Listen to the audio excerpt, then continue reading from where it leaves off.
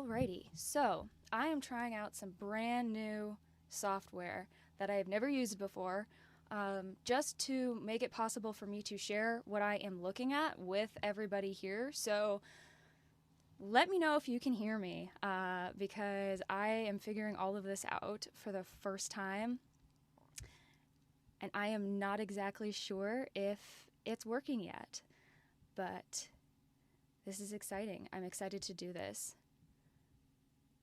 Loud and clear. Yay. Okay, awesome. We are off to the races. All right, so this is an idea that I had back towards the end of the year. I was thinking, what can I do going into 2025? What would I like to do for the Deep Dive Project? How could I make what I am doing here even more accessible? How can I lower the barrier to entry to this type of research even more? And I thought, a really good way to do that would be for us to all sit down together once a month and look at the headlines that came out over the last month. Look at everything that hit the newsroom, so to speak, just to put our finger on the pulse. And then also, this gives you an opportunity to see how I do my research. I mean, this is literally how it works. I spend my time on the internet. I'm constantly looking for articles. I'm reading through things. I have Google alerts set up for topics related to whatever it is that I happen to be researching at the time. And that is how all of this works. It's really, really simple, and anybody can do it. So for today, for this first monthly newsroom review, newsroom analysis, I don't have the name quite figured out yet, so if anybody has any suggestions on names, titles for this new segment that I'm going to be trying to do every single month, let me know. But what we're going to be doing is we're going to be looking at the articles that I found over the last month, over the month of January. It's crazy to think it's already February 2025, but here we are. And we're going to look through those and we're going to talk about them. I'm going to have it pulled up here on my screen, so you guys should be able to see this, read along with me. I figured that would be better than just sitting and watching me read to you. And I don't know if we're going to read through every single thing, every single line item, and every single article, but again, I just think it's really, really important to, one, show you guys how this entire thing works, how it's literally just sitting on a computer and reading articles and then thinking, I wonder what this is about. And then also just to establish a little bit of an archive, so to speak, going forward for month to month, what is happening in the world of whatever it is that I happen to be doing deep dive research on at the moment. And of course, the reason why all of you are here is because I've been doing deep dive research on Opus Dei. So let's not belabor the point anymore. I will check into the chat here in a little bit. Once we've been rolling for a little bit, people have a chance to get in here and say hi and do all that, but I just want to go ahead and get into talking about these articles because there are a few to get through, and I am planning on streaming for no longer than maybe a couple of hours. I feel like any longer than that, it kind of starts to get a little bit excessive. So let's see here. Let's see if I can get switched over here, and then I'm going to shrink myself down so that we can see what I'm looking at. Let's see. Tiny, and I'll go over here. Okay, pull up this. All right, so this first article, this was published on January 14th of this year, and you can see it's from the Catholic News Agency, and the headline says, Opus Dei contests charges of malfeasance in author's new book. So this is obviously about Opus by Gareth Gore. I got to interview him for the Deep Dive Project. I don't know if you guys know that. I don't know if you've seen that interview yet. It was the last video that I posted at the end of the year.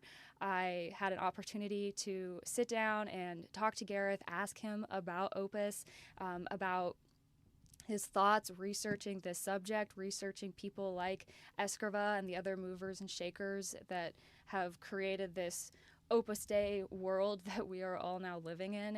And it was a really awesome conversation. I thoroughly enjoyed every single moment of it. So if you haven't seen that interview yet, you can go and watch it on my channel after this live stream. But let's go ahead and see what Opus Dei has to say about Gareth's book. Of course, they were none too pleased about the publication of that book. But starting off, it says, Opus Dei, the nearly century-old Rome-based personal prelature, has released a lengthy response to the October 2024 book Opus, accusing the book of giving a false picture of Opus Dei based on distorted facts, conspiracy theories, and outright lies. Because of course they're not gonna own up to human trafficking and coercion and spiritual abuse and all of the other things in that book, even though, there is an argument to be made for that being the better course of action, that should be the thing that they should do, because it's not going to get any better for them, as you see with the articles that we are going to be getting into. If they continue to double down the way that they are with everything else that is going to continue to come out, and it's just a matter of time, right, until all of this stuff hits the fan, I don't know what the future for them is going to look like, but needless to say, the book, written by journalist Gareth Gore, describes Opus Dei as, quote, a secretive, ultra-conservative Catholic sect that pushed its radical agenda within the church and around the globe, using billions of dollars siphoned from one of the world's largest banks. In a comprehensive analysis of the book published on Monday, January 13th, the Catholic organization, which was founded in 1928 by St. Jose Maria Escrivá, said it provided Gore with broad cooperation as he researched the book, including offering abundant documents and materials and many hours openly answering questions. Nonetheless, the group said not a single good deed by anyone in Opus Dei is recorded. Not a single response from Opus Dei is included to the many charges leveled against Opus Dei in the book. I have this happen in my comments section every once in a while when I post a video talking about some issue that's related to this organization. I'll get somebody in the comments section, and they'll be like, why don't you ever have anything good to say about Opus Dei? Opus Dei does all of these great things, and they've helped so many people get closer to God, and you should talk more about these things, and blah, blah, blah, blah, blah. All of those things can be true, right? We live in a world that can contain multitudes. It can be true that this organization can function as a benefit to certain people, can function as a tool of spiritual development and spiritual growth for some people. That can absolutely be true. And it can also be true that there are things inside this organization, things that came up from the very beginning, from its founder, that are unsavory, unethical, and need to go the way of the dodo bird. And I am here to talk about it because nobody else seems to want to. Well, for a long time, nobody else seemed to want to. Now, luckily, there are other people much better connected, much better educated people than I who are finally starting to tackle this. I mean, Gareth Gore is a perfect example. It's really, really exciting to see people starting to grapple and contend with this really, really seriously, because when I made my first video about this back in 2020, I mean, it was crickets. It was crickets. There was nothing out there aside from Opus Libris and Odan, a few news articles over the years, but nothing like comprehensive, right? Nothing that was tying everything together, nothing that you could really use to get like a comprehensive picture of things. So I think that needs to be addressed. I think that needs to change. And that is why I started talking about all of this stuff. I am perfectly willing and ready to acknowledge that there are people who have felt positive benefits from being an Opus Dei, that it's been a positive, great experience. But it hasn't been that for everybody. And there are some really, really serious allegations that are being made. There are some really, really serious convictions that have been made in criminal or civil courts, thinking of Tissier v. Opus Dei, for example. We need to talk about those things. We have to talk about those things. We can't just pretend that everything is hunky-dory all the time, there are never any problems everywhere, and everything is great. It's not going to fly. In this new world where truth is the answer and the truth will set you free, we cannot pretend that everything is fine and there aren't issues that need to be addressed. And for Gareth Gore's part, I think he recognized that with the book Opus. I think he recognized that there was a glaring hole in the history of this organization. It just, as it exists in the world, there was a gap in the knowledge base, and that needed to be corrected in some way, shape, or form. And he created Opus to help fill in those gaps and answer those questions, because this organization, time and time again, has proven that they are not willing to do that. So it is up to all of us, the citizens of this planet, the members of this open-air prison that we are all living in, to do that, to demand accountability and transparency of our institutions and of our governments. That is everything. It has to be everything. If you lose that, if you lose the ability to hold your institutions and your leadership and your people in positions of power to a higher standard, to hold them accountable for their actions, we are up a creek. Anyway, reading on. In a comprehensive analysis of the book published on Monday, January 13th, the Catholic organization, maybe I already read this. Answering questions. Nonetheless, the group said not a single good deed.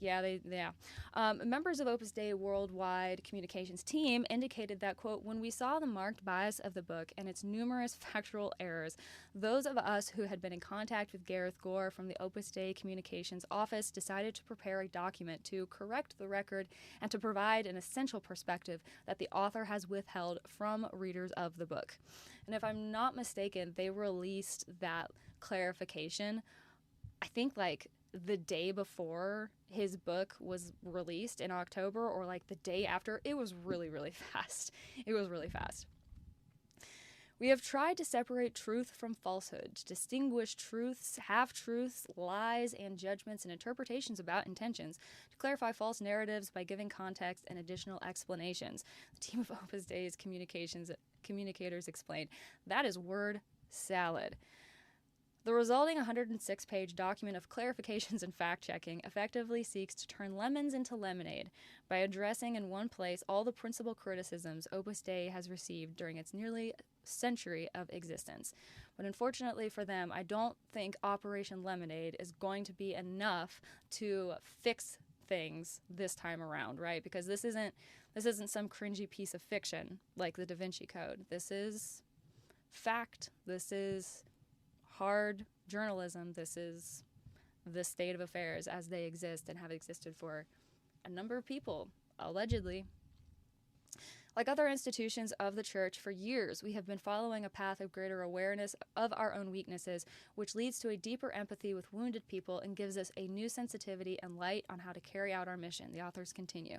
For these reasons, we endeavor to listen to and learn from both fair and constructive criticism, as well as criticism that is neither fair nor constructive. Along with the explanatory document, Opus Dei updated its website to include a section on additional sources for clarification that addresses both old and more recent controversies surrounding the organization. It seems to me like, and this is just my opinion and my perspective on things after having been following this organization for a little while, it seems to me like they think that just a PR statement or a Q&A thing published on their website, and some like very nice fancy word salad is going to be enough to satisfy everybody. I don't know. I don't think so, but I'll take a look through the chat here since we got to the end of this first article. Let me know what you think of this. Let me know what you think of Opus Dei's just like response to criticism in general, because I don't know, it feels very stale to me. Like it doesn't feel like they have really changed anything since they initially started responding to people back in like 2002 with the Da Vinci Code or whenever that came out. It feels kind of very stale and boring. Hi Ohms, glad you're here and listening. And this will be saved on my channel after the fact as well. All of my live streams will always be saved, especially these newsroom analyses, just because it's an archive now. So if you aren't able to listen to the whole thing and you have to jump in and out, no worries at all. You can always listen to the whole thing after this is all over, said and done. It'll be saved on my channel. Hi, Michael. Nice to have you here. I am glad that I'm coming through clearly. This software that I'm using, I can't remember the name of it now, but it's like a popular one that lots of streamers and YouTubers and stuff use. And literally all yesterday and then most of today, I was just like watching YouTube videos, trying to figure out on my laptop how to like use it all. It's exciting. I'm glad that I'm able to like use it and it's working, but it was a little bit stressful. Michael, you are in Poland. Dark and quiet night in Poland, -5 degrees. Brr. I'm assuming, is that -5 Celsius or -5 Fahrenheit? Either way, it sounds cold. Vance is in Opus Dei. Peggy, I don't know if Vance is in Opus Dei, but he's definitely friends with people who are, right? Peter Thiel, Kevin Roberts, others, I am sure. And also, I had read numerous places that the church that he got baptized at in Ohio has some type of, not an Opus connection necessarily, but they have hosted like retreats and talks and that kind of thing. It's friendly towards like conservative Catholic movements and stuff. So I definitely believe that he knows who Opus Dei is. I have no idea if he's like becoming seriously involved or not. He may not need to, I mean, he's vice president of the United States at this point. I would say that the Opus network has funneled him right to where he needed to be. So membership or not, he's reaping the benefits of knowing people like Kevin Roberts and Peter Thiel and Timothy Bush and yada, yada, yada. MGR Foundation. Yes, that is an awesome website. I've read through that. I read through that quite a bit back when I first started covering all of this stuff. A post-truth world. Said we live in a post-truth world now in America. Maybe. I mean, depending on where your head was at, the conversation around free speech and the freedom of the press and independent journalism as a whole, that is a conversation that has been playing out here in the United States for a really, really long time. I feel like even though we are seeing things now that seem so more overt and obvious, I feel like if you step back and you look at the historical record of our country, you look at, especially in the last 50 years, I mean, there's censorship everywhere, censorship of the press. We're seeing things thinking it's breaking news when in reality it happened quite some time ago. I don't know. You cannot believe anything that you can't see, touch, hold in your hands. It's so important to ask your own questions. I think the truth is still out there. The truth still wants to be seen. The truth still has value. I still believe in its inherent worth. But you do have to work a little bit harder to get to it. It's like with every single new layer of bullshit that we get added on, be it, AI or whatever political administration or whatever, there's always some upheaval. There's always some strife and, turmoil playing out that is threatening many different things: the lives of innocent people, our grasp on reality, our safety, our sovereignty as free people. That stuff is always being threatened. And I think for a lot of people, they're realizing that for the first time. A lot of people are coming to grips with the fact that we don't live in a simple black and white world, and that there is this sort of subversive battle for good that's playing out beneath the surface of everything. And that's always been the case. It's always been true. I think the difference is people are becoming more aware of it now, becoming more clued into it now. We have a computer in our pocket that reminds us of the fact that we are stuck on this rock altogether. We can't escape it. So I think it's in people's faces more now than it's ever been. But that is not to say that this is a new development or that this is the first time that this has ever happened. in the Bible, I remember there's a passage in the Bible where Jesus says that there will always be wars and rumors of wars. And I like to keep that in mind whenever things are getting really, really stressful and really, really scary, and we're being told that we need to freak out now, and we need to freak out bad. I try to take a step back, and I try to remember that there have always been wars and rumors of wars, and there always will be. The decision that you have to make is, how are you going to live your life? Are you going to live your life bound by that fear? Or are you going to live your life according to a higher purpose, according to a higher calling, whatever that might be for you? That is what I choose to do, because that is what gives me peace. My mission and my purpose for being here, or for being on this planet, will not change, regardless of who is in political office, regardless of who is sitting on a throne somewhere. It doesn't matter. It will never change. And so I can draw on that and draw peace and comfort from the strength that I have inside of myself. And we all have that strength. It's just a matter of remembering it and tapping into it. But we can do it. We can do it. Let's see.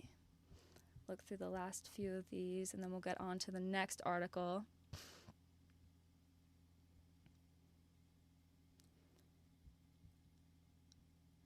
Michael said, "Today I received several messages from Opus Dei members. They live in a parallel reality. Instead of discussing problems, they prefer to repeat the same slogans over and over again." Yeah, I've noticed that. And I find it really odd that they can't fine-tune their PR a little bit better.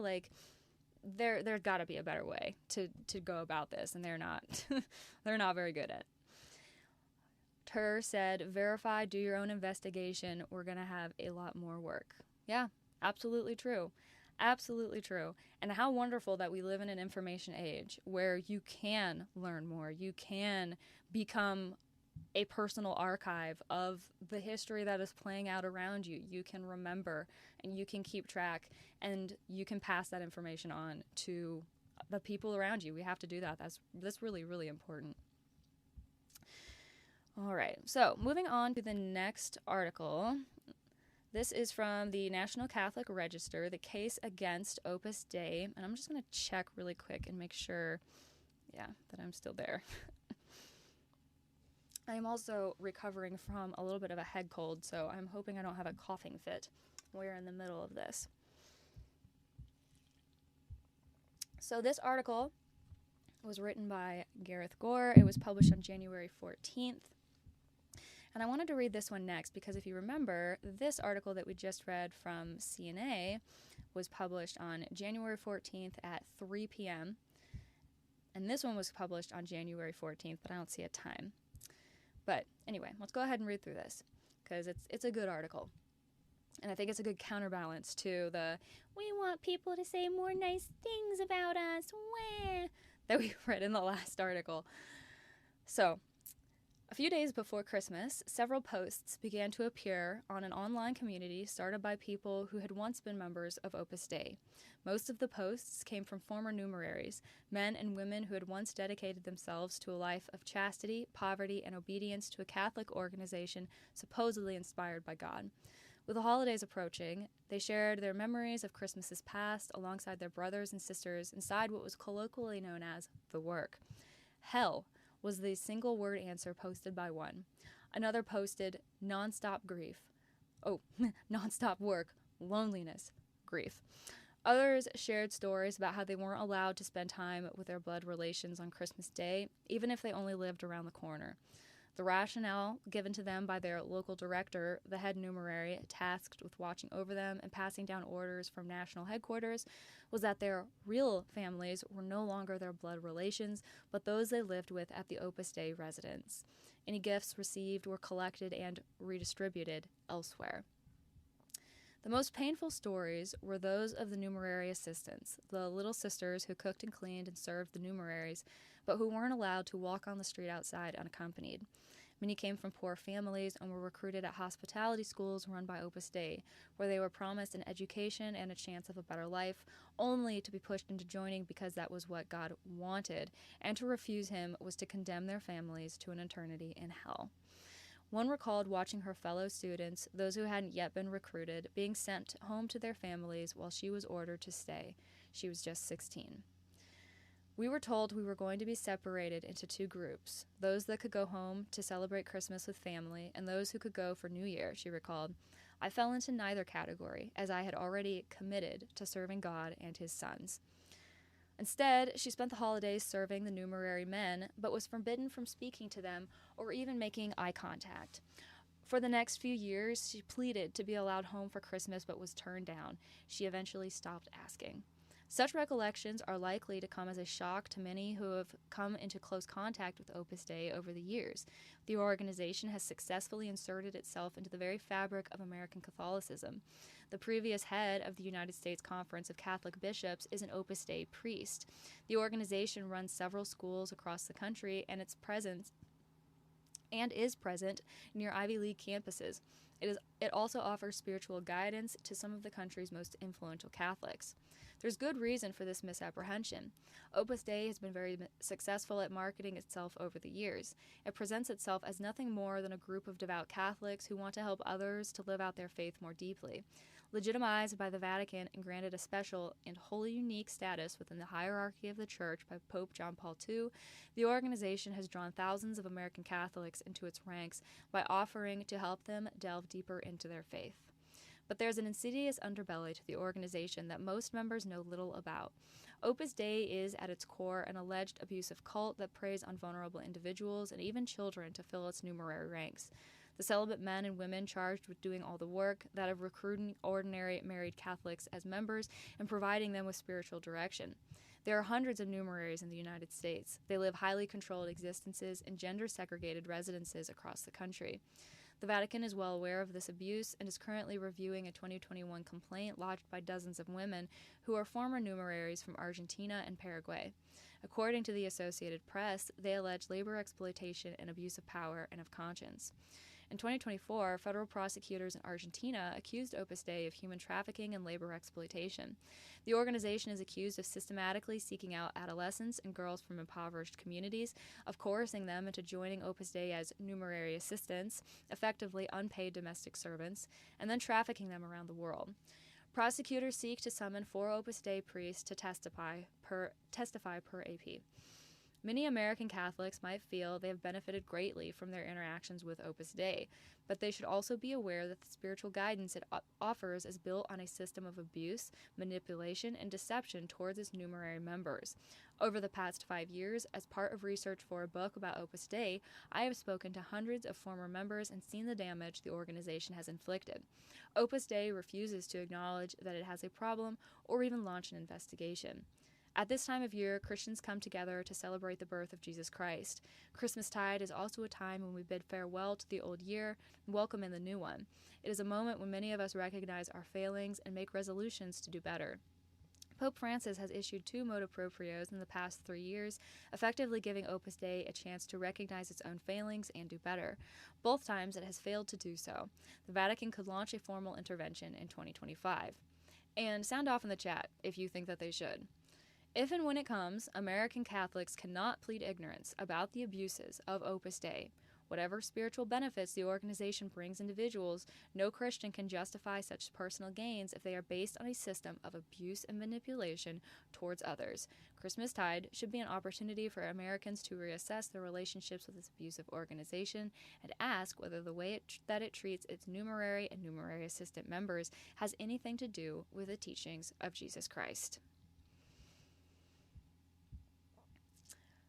So I just thought that was a really well-written article. I always like reading Gareth's stuff. He's been writing up a storm since he wrote his book, since it was published, and I've just been thoroughly enjoying reading the thoughts and perspectives of somebody else who is clued into this whole thing, who's even closer now to it than I ever care to get. I'm just happy that there's more of this stuff that is being written. And I thought that that was a really good counterbalance to the previous article that we read. And I also like that it pointed out that, you know, most people who get involved with Opus Dei are never going to see the issues that people are bringing up. They're not going to see the coercion. They're not going to see the spiritual abuse. They're not going to see members being told to take psychopharmacological drugs for conditions that they don't have. You know, they're not going to see this stuff. So from the outside looking in, it looks very, very wholesome. It looks very pure. It looks like a fantastic place to spend your time, to maybe even devote your life. And unfortunately, that's not the reality for a number of people on the inside. And that has to be acknowledged, because with everything that is coming out, the more people bury their heads in the sand and refuse to contend with this issue authentically and seriously, the worse it is going to be for the people who refuse to see the light of day, for this organization, and for everybody who continues to carry water for them. It's just going to make things worse. And in the long run, you know, we're talking about people's faith in God hanging in the balance of this thing. In the long run, this could end up doing even more damage to people's faith, not just in Opus Dei, but in the Catholic Church as a whole, because you have this really grotesque situation that has been allowed to play on for a really, really long time, and nothing has been done about it. If that ends up being the case, right? And I hope that it's not. I hope that leadership in the Catholic Church will do the right thing. I mean, they're the ones who should be holding Opus Dei to the standard, but they're not. And we could speculate about why that is. But I still would love to see some good leadership do the right thing. And Peggy, you said Francis is no better than Opus Dei. I mean, is anybody in the Vatican any better than anybody else? I mean, it's a bureaucratic system, is it not? Like, if you really step back and you take the religious aspect out of it and the spiritual observances and the, you know, ceremony of it all, and you just look at the Catholic Church as just an organization, it's a very bureaucratic system, especially all the way at the top in the Vatican with, you know, the cardinals and the bishops and the Pope and everybody else. I mean, to me, it's expecting, in my opinion, expecting transparency, expecting change, and expecting anything good from the Vatican is a waste of energy and a waste of time, because I just feel like if you look at the Church's track record, they have not done a very good job convincing me that they take abuse and coercion seriously. I don't believe it. I don't believe it. But anyway, so let us move on to the next article. And I have to decide, do I want to read? So this is about this religious organization in South America, Sodalitium Christianae. Let's see. And I don't know, do I want to read this one or do I want to read about Cipriani first? Let's read about Cipriani first, because he is connected to this Sodalitium Christianae situation a little bit. So let's read about him first, and then we'll come back. So this is from the AP. Opus Dei Cardinal acknowledges Vatican sanctioned him after abuse allegation, but denies wrongdoing. This was published on January 25th, so just here recently. The once powerful Archbishop of Lima, Peru, and the first ever Cardinal of Opus Dei acknowledged Saturday that the Vatican had imposed sanctions on him in 2019 following an allegation of sexual abuse, but he strongly denied any wrongdoing. Cardinal Juan Luis Cipriani Thorn, 81, penned a letter of response after Spain's El País newspaper detailed the allegations against him in its latest installment of exposing cases of clergy sexual abuse in the Spanish-speaking Catholic Church. Cipriani called the allegations completely false. Quote, I haven't committed any crime, nor have I sexually abused anyone in 1983, neither before nor after, Cipriani said in the letter provided by Opus Dei's Rome office. Cipriani, who led the Peruvian church for 2 decades before his retirement in 2019, was the first cardinal of Opus Dei, the conservative movement that was founded by the Spanish priest, had a bunch of people, and it's super special because of John Paul II. The allegations against Cipriani add to the upheaval in the Peruvian church following confirmation this week that Pope Francis has decided to dissolve the powerful and influential Peruvian-based movement Sodalicium Christianae Vitae. After years of attempts at reform, Francis decided to suppress the group after a Vatican investigation uncovered sexual abuse by its founder, financial mismanagement by its leaders, and spiritual abuse by its top members.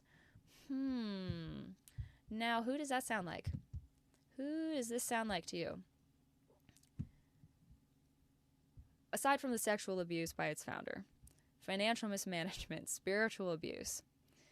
And what did Francis do? He chose to suppress the group, which shows that he can control and rein in a Catholic organization.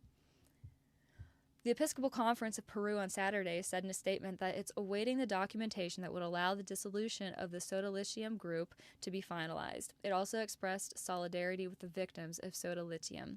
We deeply regret that something so terrible has happened, the church said in the statement, in which it also thanked those who made it possible for the abuses suffered to come to light so that the bishops have become aware of them.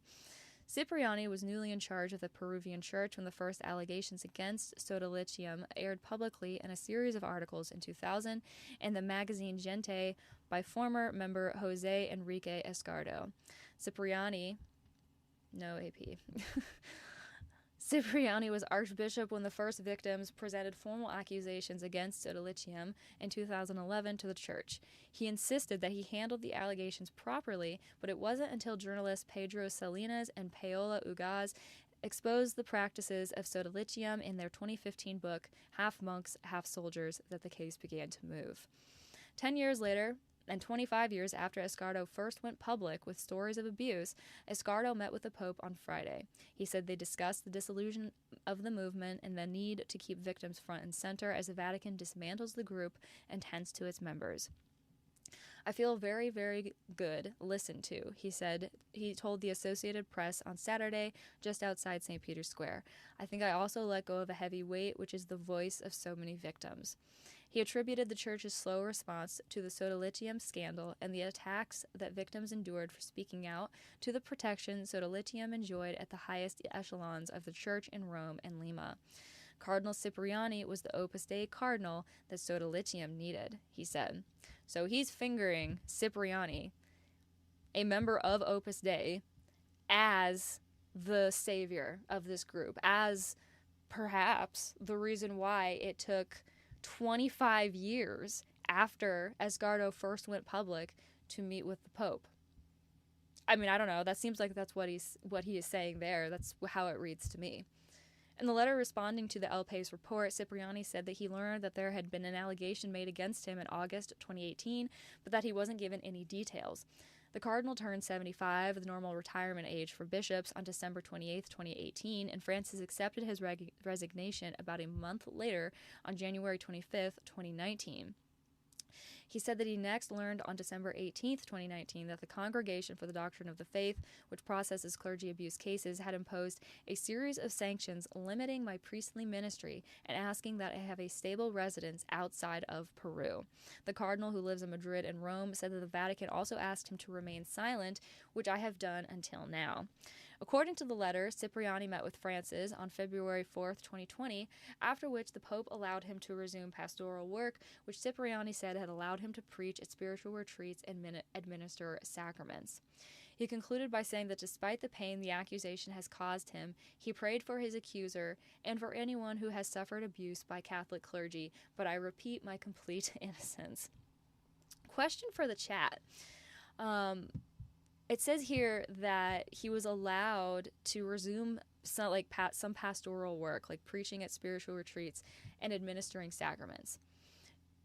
I almost feel like if someone has had sanctions imposed against them, if it's gone beyond just someone making an allegation somewhere, right? Because anyone can accuse anyone of anything, right? Like, we need to have due process. We need to be able to face our accusers. We need to have some type of procedure that we follow for holding people responsible when they, break the law and break the rules.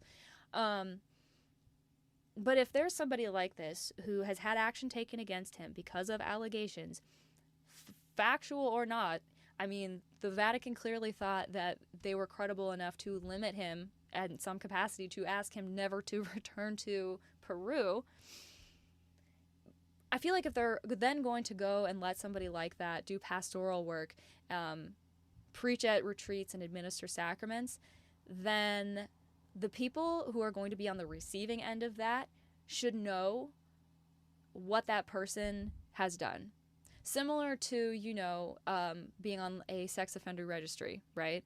You can't be near a playground, and you can't go to a school if you are on the sex offender registry, and anybody can look up anyone on that registry and see them, see where they live, see their address. I'm not saying it has to be like that, but I'm thinking to myself, I would be tremendously bent out of shape if I paid really good money to go to a retreat, like a spiritual retreat or something like that, took time out of my busy life, took time off work, got a babysitter, the whole 9 yards, and went and listened to somebody talk, and then I find out after the fact that they're banned from a whole ass country and they've been sanctioned by the Vatican because somebody accused them of abuse. I would be real bent out of shape that I wasted my money to go and listen to somebody like that, because there are people that I would prefer to go and listen to who I know haven't done those things, So Peggy said Benedict was part of the cover-up. Yeah, I think he was. I think he was a big part of it. I think he was a big part of it for a number of things that have played out in the Catholic Church. You look back, just going back even as far as like the 80s and the 70s, look back at like what Benedict was involved in before he became a pope, what he was involved in South America. It's interesting. It's not very popely. Anyway, let's see. Opus Dei, for its part, confirmed that it was aware of the complaint in 2018 and acknowledged that it should have treated the alleged victim better. In a statement, the victor of Opus in Peru, the Reverend Angel Gomez Horteguela, I'm sorry, I'm sure I butchered that last name, said that the alleged victim had asked to meet with him in 2018, but that he declined because the complaint had already been lodged at the Vatican, which has sole jurisdiction to handle accusations against cardinals. It was an apparent reference to a letter that the alleged victim arranged to have delivered to Francis, detailing his allegations by the Chilean abuse survivor Juan Carlos Cruz. Not having jurisdictional competence in the case, when a person of the complainant's confidence asked me to meet with him, I reacted, thinking that such a meeting might not be positive. The statement from Gomez said, "Today I realized that I could have offered him a personal, human, and spiritual welcome, which I know he received from other people in Opus Dei." This post got shared on the Reddit community r/Opus Dei Exposed, and people were talking about it on there. They were talking about the statements that this Reverend Angel Gomez made, talking about how he basically admitted that he could have been a better human to this person whenever he was initially notified of this entire situation. And, I will be the first person to come down on top of somebody's head if I feel like they are being dishonest or if I feel like they are lying to cover their own ass. In this particular case, it is perfectly possible that because the situation was already being handled by the Congregation for the Doctrine of the Faith, maybe he thought that it wouldn't be his place to step in or like to talk to somebody because it's like an investigation. So maybe he felt like weird about the rule. I don't know. Granted, he should know this stuff, right? Because he's the vicar of Opus Dei. Like, he should know like who he can talk to and who he can't talk to and what he can ask and what he, if it's that type of a situation, if there's things that are privileged that he can't know about, he should know that because he's literally responsible for a whole ass organization and a whole ass country. But maybe not. Maybe he didn't. And it's nice at least to see the acknowledgement from him, a direct quote saying that I realize I could have offered him a personal, human, and spiritual welcome, because he didn't do that, and he sees that in hindsight. And he says that he knows that the victim received that from other people in Opus Dei. We have to take his word for it on that. I'll take his word for it on that. I have no way of knowing. But before we move on from this Cipriani situation, I want to read through a thread that Gareth Gore put up because it breaks down this entire situation with Cipriani specifically really, really well. And it's, easy to get through, and I thought we would read through it. And I will make sure that this is linked in the description of this live or whatever after the fact if you want to go and read it. If you don't already follow Gareth on X and you haven't already seen it, you can follow me there as well. It's TDDP_official. I just got on there like November, I think. It's been interesting. I'm not a huge lover of X, but I'm there for the news articles and this kind of stuff, because every once in a while you do find some good stuff, but I feel like it's mostly just the dregs of society. But anyway, let's go ahead and read through Gareth's thread. He wrote, when a victim of sexual abuse approached Opus Dei to report one of its cardinals in 2018, the organization refused to even speak with him. Soon after, he started to receive threats and told that if he went public, he'd be sued, and his identity leaked to the press. So this is a little bit of a more nuanced perspective of this situation, and adds a little bit of depth, perhaps.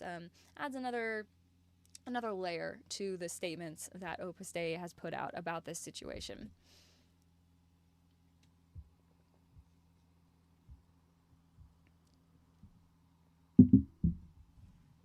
So in his next thread, he wrote, this extraordinary story has come to light thanks to the excellent reporting of Inigo Dominguez. I am super sorry if I messed up that name. I'm not good with names. At El País. After the victim was ignored by Opus Dei, he wrote to the Pope, who removed the cardinal from duties. The cardinal in question is Ron Luis Cipriani, former Archbishop of Lima, who was given his red hat in 2001, becoming Opus Dei's first ever cardinal.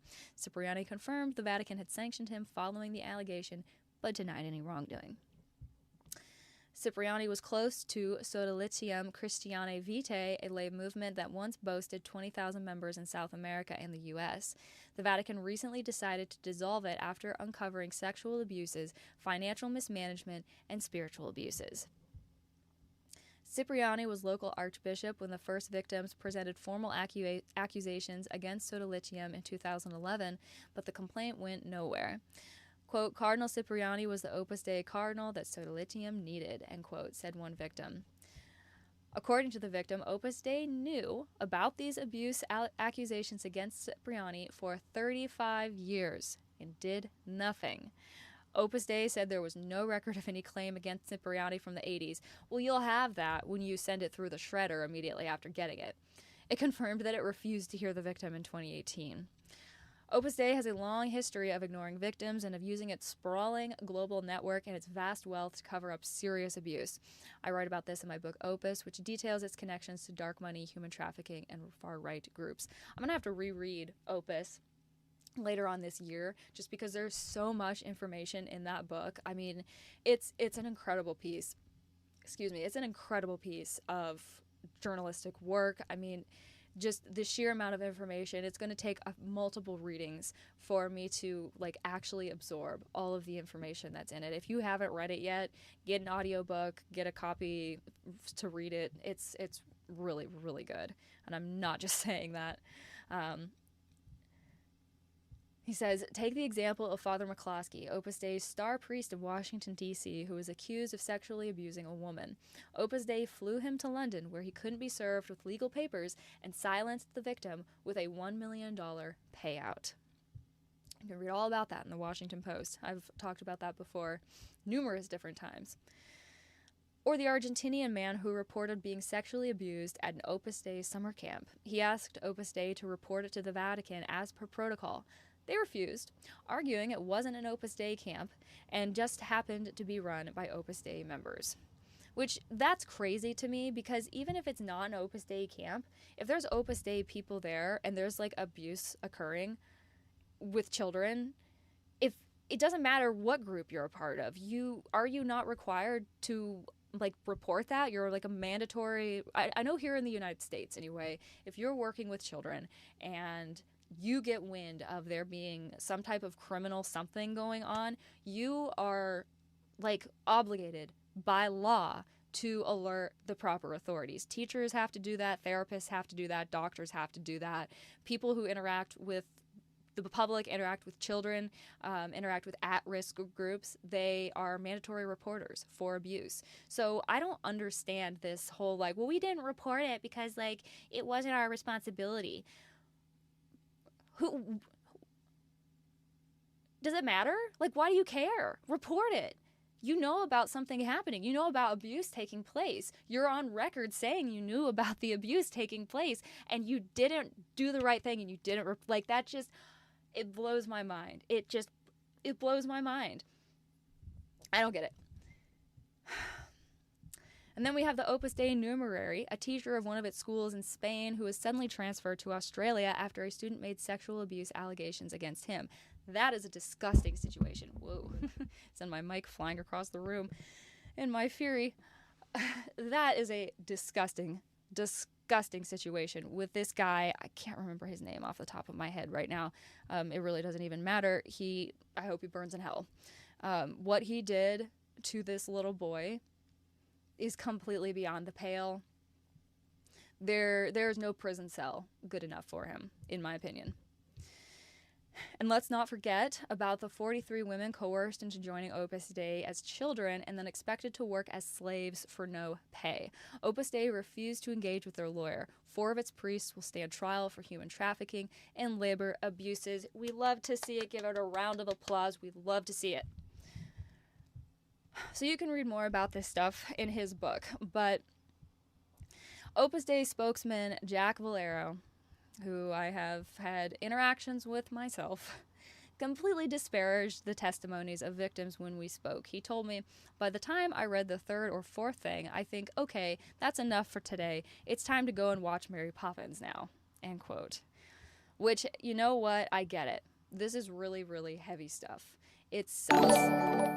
Thank you for the super chat, Ohms. It sucks. I don't like having to read about it. I have to be very, very careful and guard my like mental and emotional health when I am talking about this stuff, because it is very, very heavy and it can begin to feel like an actual load that is on your shoulders, these stories and these experiences. And I am interacting with them only as a like third disconnected party, right? I'm the archivist. I'm the journalist. I'm the one keeping track of all this shit as it's all burning down around us. For people who are much more connected to this, if you were actually, in a position of some authority in an organization like this, I cannot imagine. I am sure that it is incredibly draining.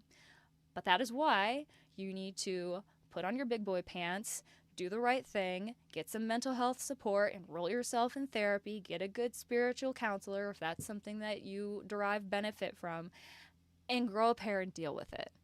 Because there are innocent people that are being harmed because of the lack of action, and because people would prefer to go and watch Mary Poppins instead of read through these accounts and these testimonies.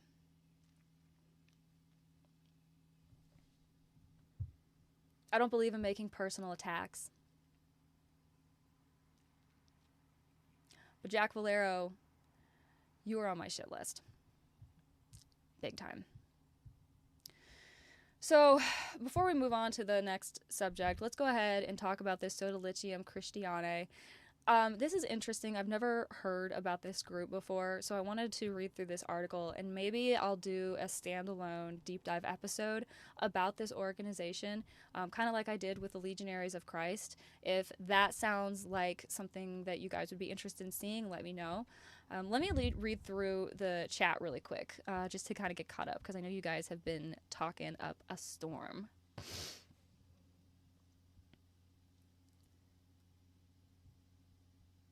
see. Pagano is Opus Dei, yes. In South America, courts are highly corrupt. Cases last for years and often end with confidentiality agreements. I mean, have you seen the stuff that plays out here in the United States? I mean, have any of you guys followed like the Free Britney movement, for example? I mean, we got our issues here too. The court system is it needs help. It's all we've got. It's all we've got.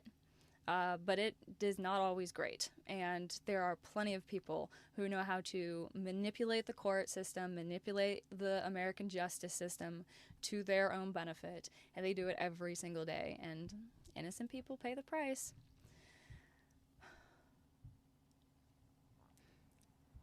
Said, heck, there was a Catholic priest at, I think, Turning Point or Heritage Foundation doing the Elon Musk salute like a day ago. Oh my God, it's spreading like wildfire. I could not believe that. My jaw unhinged from the top of my skull and landed on the floor and rolled away from me. When I saw that, I could not, I was like, he didn't just do what I think. No, he did not just do a Heil Hitler on an inauguration stage in the United States. That did not... And then I saw people online trying to, like, make excuses for him. You know, it's all... This is a sidebar tangent, but I'll get into it. You'll see people saying Elon Musk is a genius. Elon Musk is going to save the world. Elon Musk is, you know, Christ on a cracker. And, you know, they'll carry water for him all day long. And then those exact same people, when he does something boneheaded like this, will trip over themselves. Oh, I actually saw people, and look, this is not me making any statements about anyone's mental faculties or their capabilities in any way, shape, or form. This is just me repeating what I heard someone say, okay? Somebody actually was trying to say, oh, well, it's because he's autistic. He just doesn't get it. That is so incredibly fucking insulting to people who are actually autistic, who are managed to go through life without throwing up Heil Hitlers all over the place, right? That is so incredibly insulting to people who actually are on, like, a spectrum and have to deal with all of the stuff that comes with that. Crazy. So he's either brilliant or you're saying he's not mentally capable by insulting an entire group of people who have done nothing to you, did not ask to be brought into this conversation in any way, shape, or form, and don't deserve that comparison in the first place, right? Like, gross. Ick, gross. You don't have to be Catholic to be an Opus Dei. Yes, this is true. You can be a cooperator, and you kind of get, from what I read, this is from what I read on Opus Dei's webpage like a year ago. You get like a little card, and it has like, I guess, your name on it, and you get access to not like plenary indulgences and stuff, which if you're Catholic, a plenary indulgence is a special day or a special prayer that the Pope identifies that people can either go to church or say this prayer, and it will either partially remit or completely remit like the venial sins, or maybe even the serious sins that you have committed. Because, you know, in the Catholic Church, if you're not Catholic, the Catholic Church has all these different tiers for all these different kinds of sins that you can commit and different things that you have to do to get rid of those sins, you know, based on how serious that they are. And if you are a cooperator of Opus Dei, then you get access to some like kind of spiritual perks, I guess is how they sell it. And then you contribute your time and, of course, finances and whatever else it is that initially attracted them to you in the first place. But yeah, you don't have to be. You can be Jewish, Hindu, Muslim. You don't have to be Christian. You don't even have to be Catholic to be in Opus Dei, to be supporting what they do, which makes pinning down who's actually attached to this organization really, really tricky. Like, it's not a simple thing to just be like, oh yeah, they are and they aren't, and they are and they aren't. I mean, Opus Dei doesn't publish anything, and they'll count anybody who wants to be involved as a member, including cooperators. And there's actually an interesting post, I think just this morning, that went up on Opus Dei Exposed.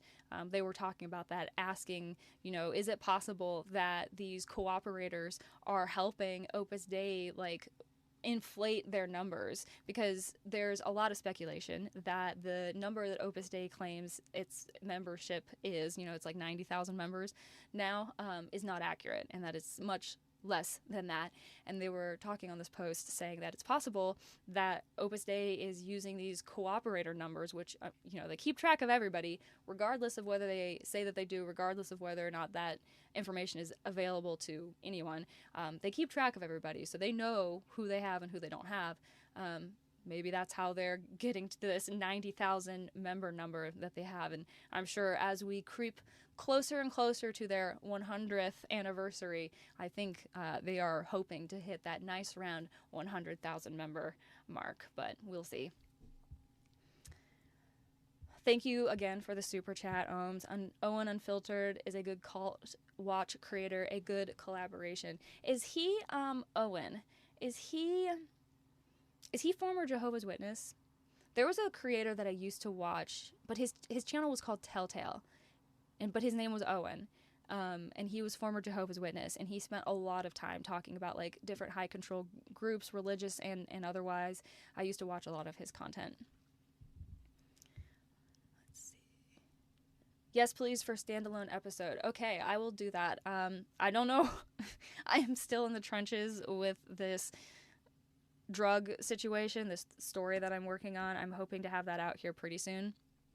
But I will start working on this as well. Maybe I'll get this out before that, because that is just a rabbit hole that I am not.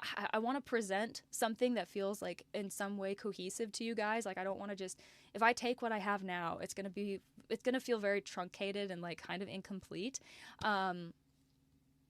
So I'm trying to get it to a point where it feels like, okay, this is at least a somewhat polished, finished thing that I can offer, and I'm still working on it because there's so much information.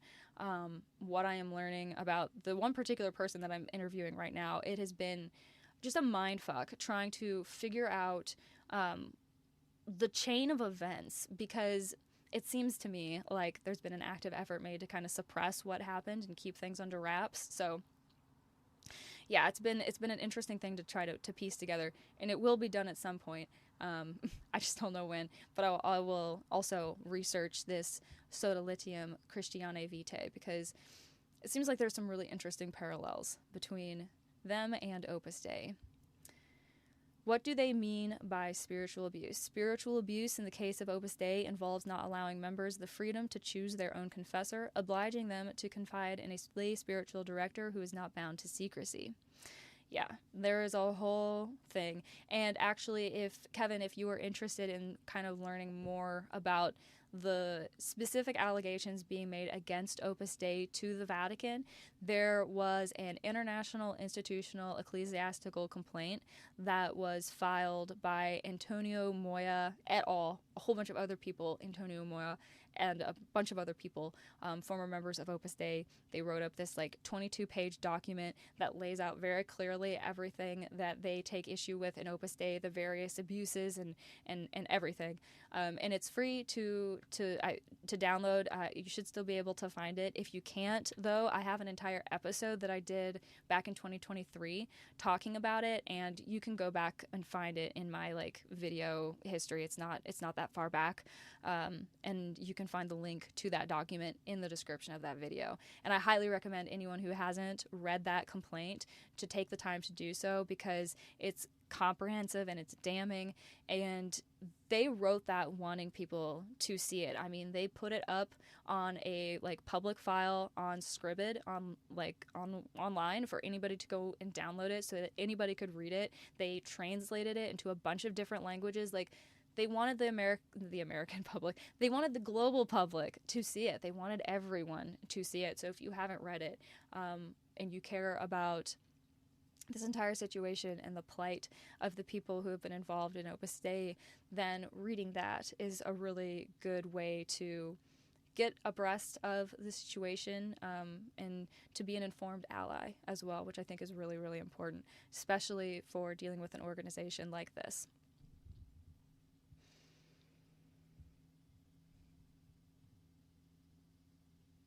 There are many groups in the Catholic Church like Opus Dei. I get the sense that there are, and it's kind of crazy how few of them I really know about. I mean, growing up, I grew up in the Midwest, and I grew up in a very German Catholic area. So, and it was a pretty conservative area too.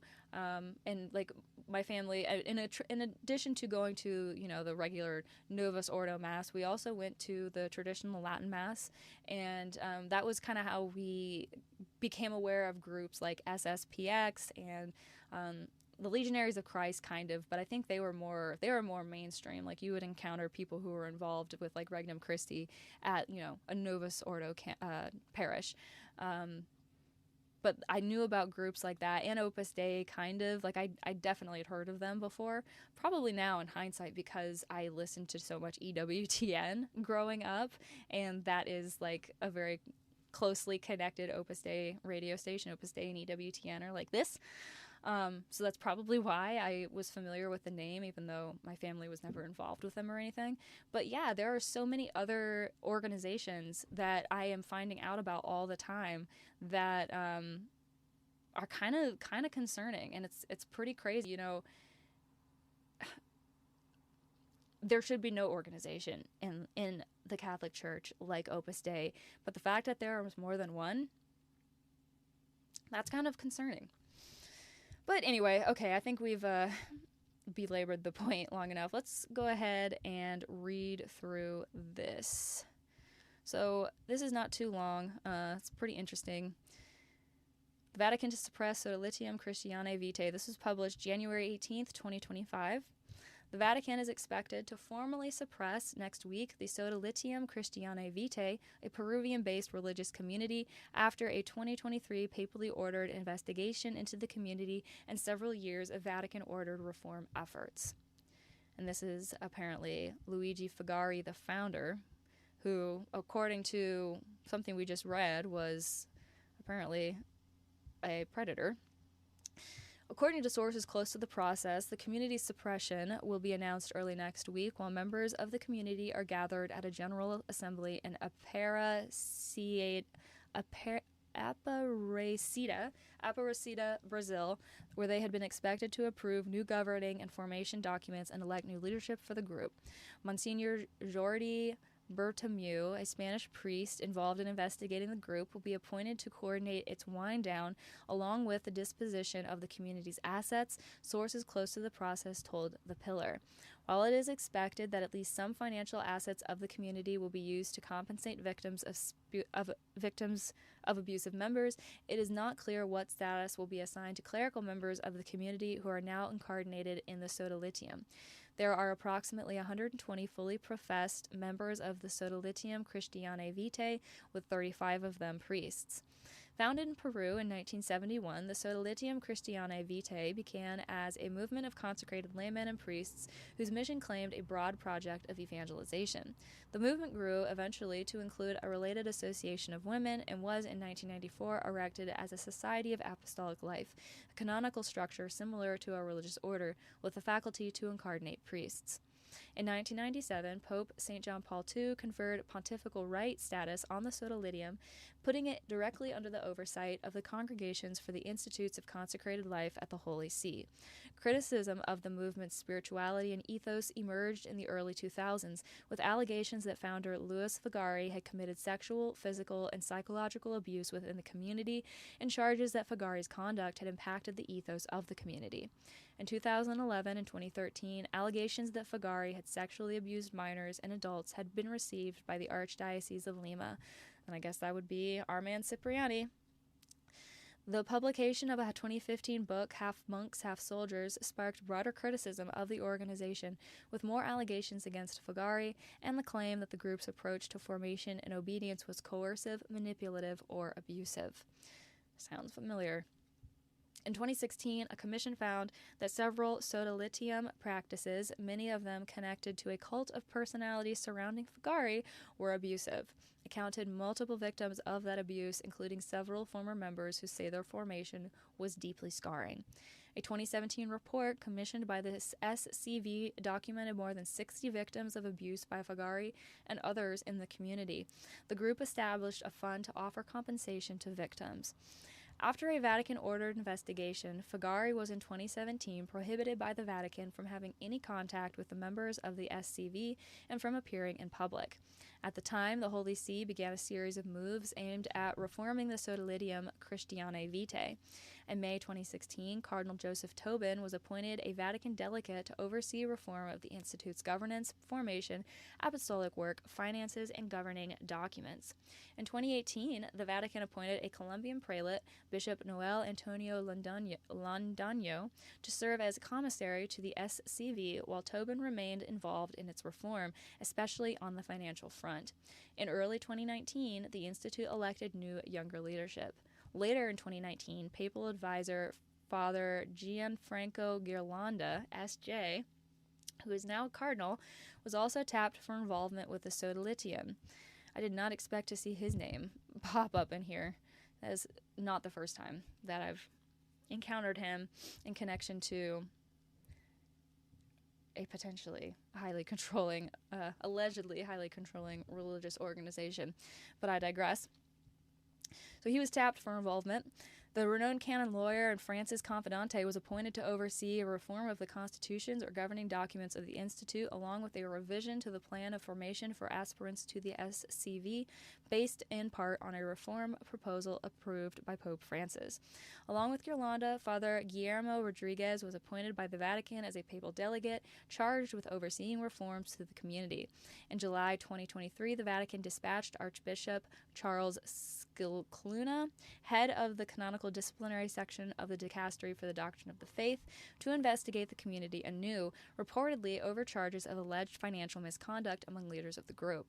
In August 2024, the Vatican formally expelled Figari, by then long prohibited from contact with the community, in a move that some sources say the Sodalitium had requested several years prior. Over the next 2 months, more than 10 additional members of the community were expelled, among them Archbishop Jose Antonio Iguirin, the former Archbishop of Piura and Tombs in Peru. I am really sorry about the mispronunciations here. I'm doing my best. Degrees of expulsion were reportedly issued by the Vatican's Dicastery for Institutes of Consecrated Life and Societies of Apostolic Life with the specific approval of Pope Francis. Members of the community were informed of the pending suppression during the Friday session of their assembly in Brazil, according to sources with knowledge of the process. News of the suppression comes after long speculation that the community might eventually be dissolved, despite the Vatican's appointment of high-ranking clerics to lead reform efforts for several years. In 2020, Peru's Cardinal Pedro Barreto told reporters that he believed the SCV should be dissolved and that the Holy See is on that road. Barreto said that other ranking ecclesiastical officials were in agreement with his assessment of the group and that he believed the Vatican was already working towards suppression. It is not clear whether the move will impact the women's community founded by Figari, the Marian Community of Reconciliation, which voted in 2022 to formally separate itself from the Sodalitium.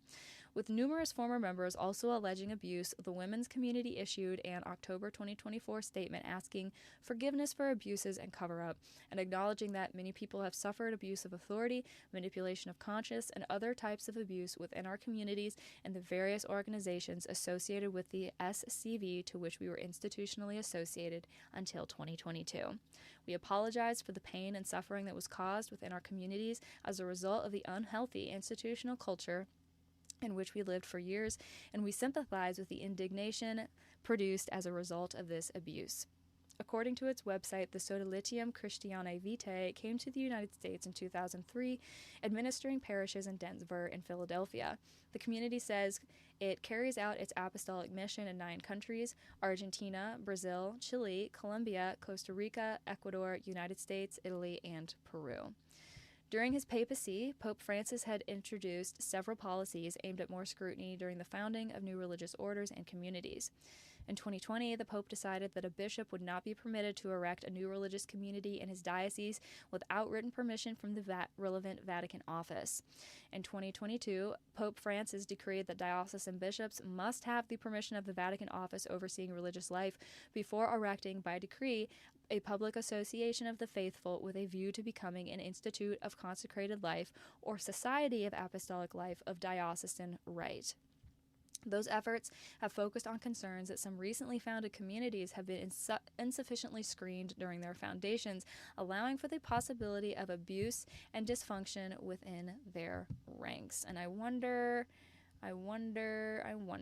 recently founded. I mean, Opus Dei isn't exactly recent.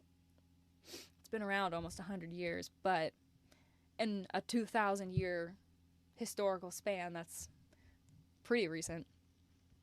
I just wonder if that was a nod off to them or not.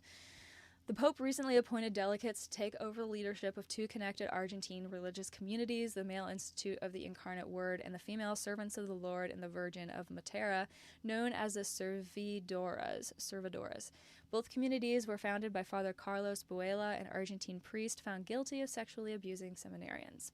Former members alleged spiritual and psychological manipulation of members and aspirants, with the communities continuing to promote Buela's writings without mentioning his crimes.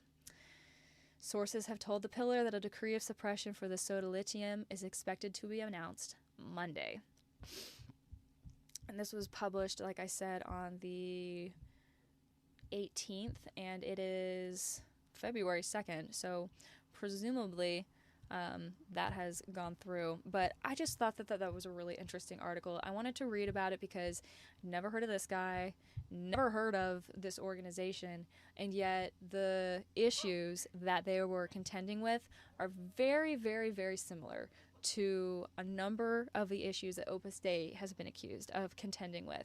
And we see very clearly how the Vatican has chosen to respond to this situation, which, to my mind, goes to show that it can take action to suppress a harmful organization when it wants to. Or presumably when the stars align and they feel like it. They can do it. It's just a question of whether or not they will.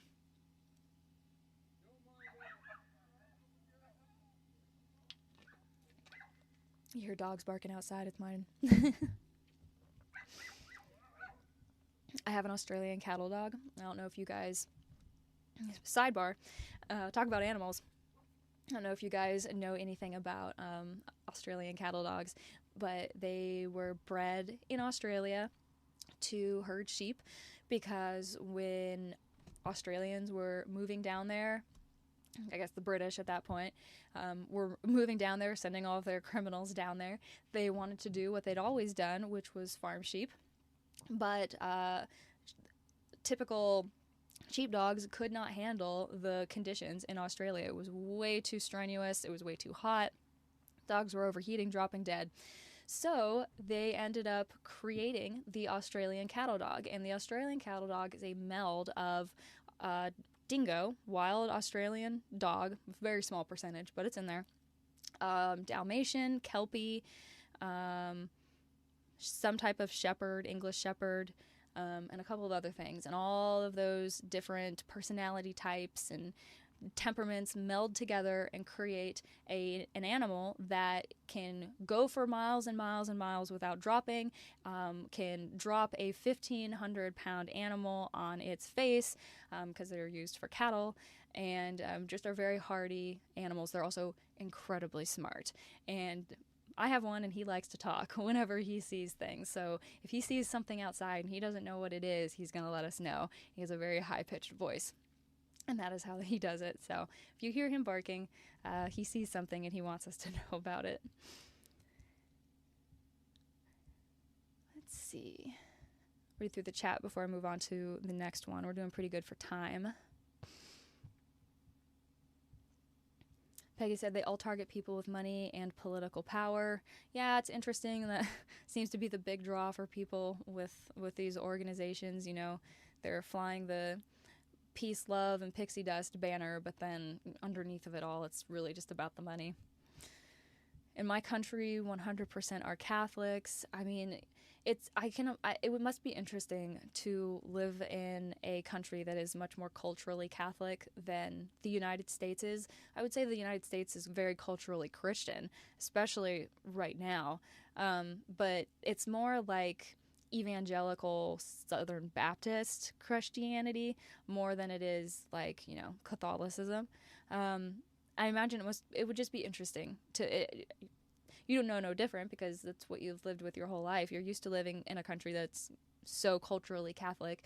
But I think it would just be interesting because I feel like there are things about that are just different, things that are just kind of accepted more commonly because it's just kind of out there in everybody's faces more. A good example of this, let me just like give an example. I was talking to somebody one time, and I was talking to them about, they were in Italy, and I was talking to them about the whole Vatican money laundering scandals, I suppose I should say. And I was commenting how I couldn't imagine being a Catholic in Italy when all that stuff was happening. Like, it must just be a very weird thing to live through. And they were telling me that it, for people, it's almost like there's a disconnect for people where Catholicism is something that they do. It's a spiritual, religious practice, but the Catholic Church, like Catholic Church TM, the Vatican, and everything that they do, it's almost like it's something separate that's like not happening like in Catholicism. It's like another thing happening somewhere else. Really, really interesting. It's like they don't seem to connect the two. And I think I've seen that to a certain extent here in the United States too, but it happens on a much smaller scale because you're talking about isolated like Catholic communities spread out across the United States instead of like a culture that is overwhelmingly Catholic. You know, everybody kind of is on that wavelength. So yeah, that was interesting.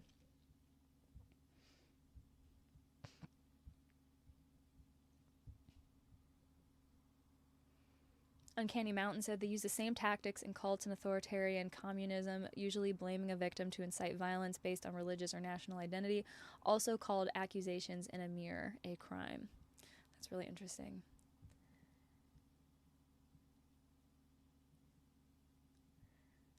A Rubber Ducky said, "Hey, I seen you were live, and I appreciate the work that you have done with this. I've been looking into a lot of it, very interesting things. Thank you so much for being here, A Rubber Ducky. I am happy that you were able to hop onto the live." Yes, it's super smart dogs. Save Protestant said the Jesuits own and run Opus Dei. So this is potentially another like sidebar tangent, but we'll get into it a little bit. I frequently see people finger the Jesuits as like the big baddies, the ones to watch out for, like they are the like pie in the sky that's like calling all the shots for everybody, correlating them with everything from this situation with Opus Dei to everything that happened with Legionaries of Christ to even 9/11, and I am not kidding. Like, if there is a way to tie the Jesuits into it in some way, shape, or form, someone has done it somewhere because they believe that the Jesuits are responsible for it.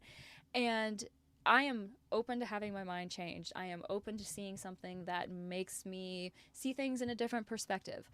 But as of right now, knowing what I know, having seen what I've seen, you know, just with the perspective that I currently have available to me, I don't see the Jesuits and Opus Dei as like tied in together. In fact, if you go back and look through like statements that Escriva made, things that he said, he was not particularly fond of the Jesuits. He didn't really he kind of had a snarky attitude, it seemed, towards a lot of religious orders because he wanted his religious order to be the best and the brightest and the most legitimate. And so, like, I remember, I think it's in the book Inside Opus Dei by Maria del Carmen Tapia, she talks about him saying some kind of like snarky things about other religious people, other people who are in other like Catholic religious communities.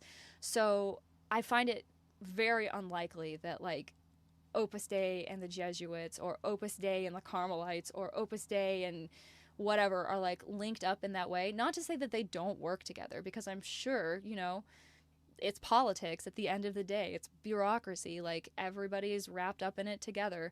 I have no doubt that people do collaborate and work together, but I don't know if it's this like Opus Dei TM, Jesuit order TM, like link up thing, the way some people seem to want to make it out to be. So, like I said, I am open to having my mind changed, but I don't super get that.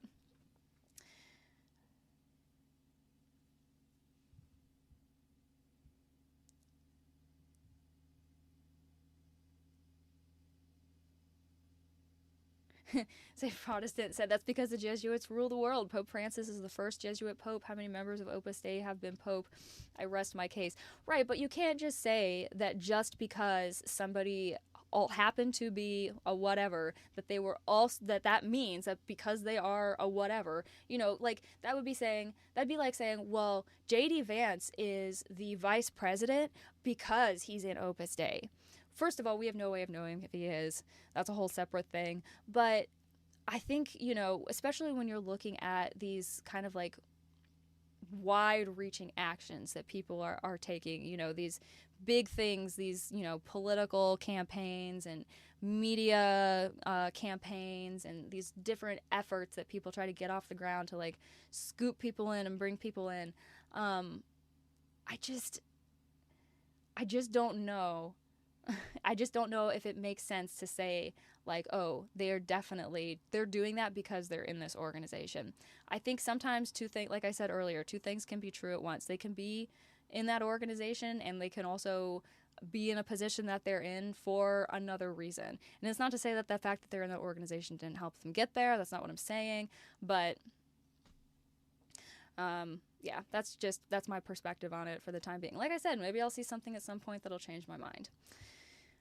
Let's see. So moving on, what do I want to talk about next? Let's talk about this. I'm going to translate to English. So this is a Spanish to English translation, which Google Translate does pretty well, but sometimes it can get a little bit dicey. So work with me here. But this was published on January 28th. This is coming out of Mexico. This is by the incredible journalist Paula Bisagnino. If you don't follow her, you definitely should. This is a really, really big deal. Headline reads, "The Maids of God, 3 Mexicans narrate how they were subjected to labor exploitation by Opus Dei." Because with everything that has been playing out in Argentina between Argentinian federal prosecutors and Opus Dei is very eager to attempt to make the case that anything that's wrong in Opus Dei is landlocked and isolated only to Argentina. But now we have this story coming out of Mexico. So let's read. They were captured as teenagers in rural towns with the promise of a hospitality education, but ended up serving the elite of the work of God. These are the first testimonies in Mexico. And it's worth saying, of course, these are the first testimonies published in this way from Mexico, but you could go on Opus Libris or maybe even Odan, definitely Opus Dei Exposed, and you could read stories from people who were in South America or were in Mexico.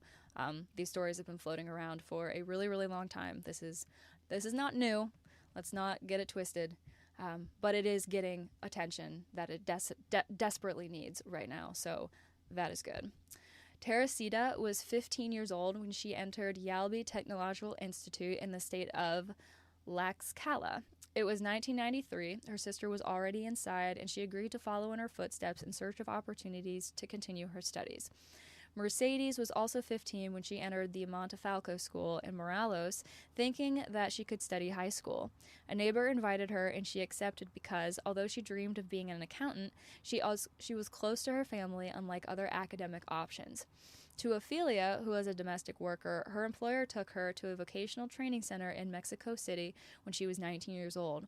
All three finished living in Opus Dei, working tirelessly and without payment as domestic servants of the elite members of the most secret organization in the Catholic Church.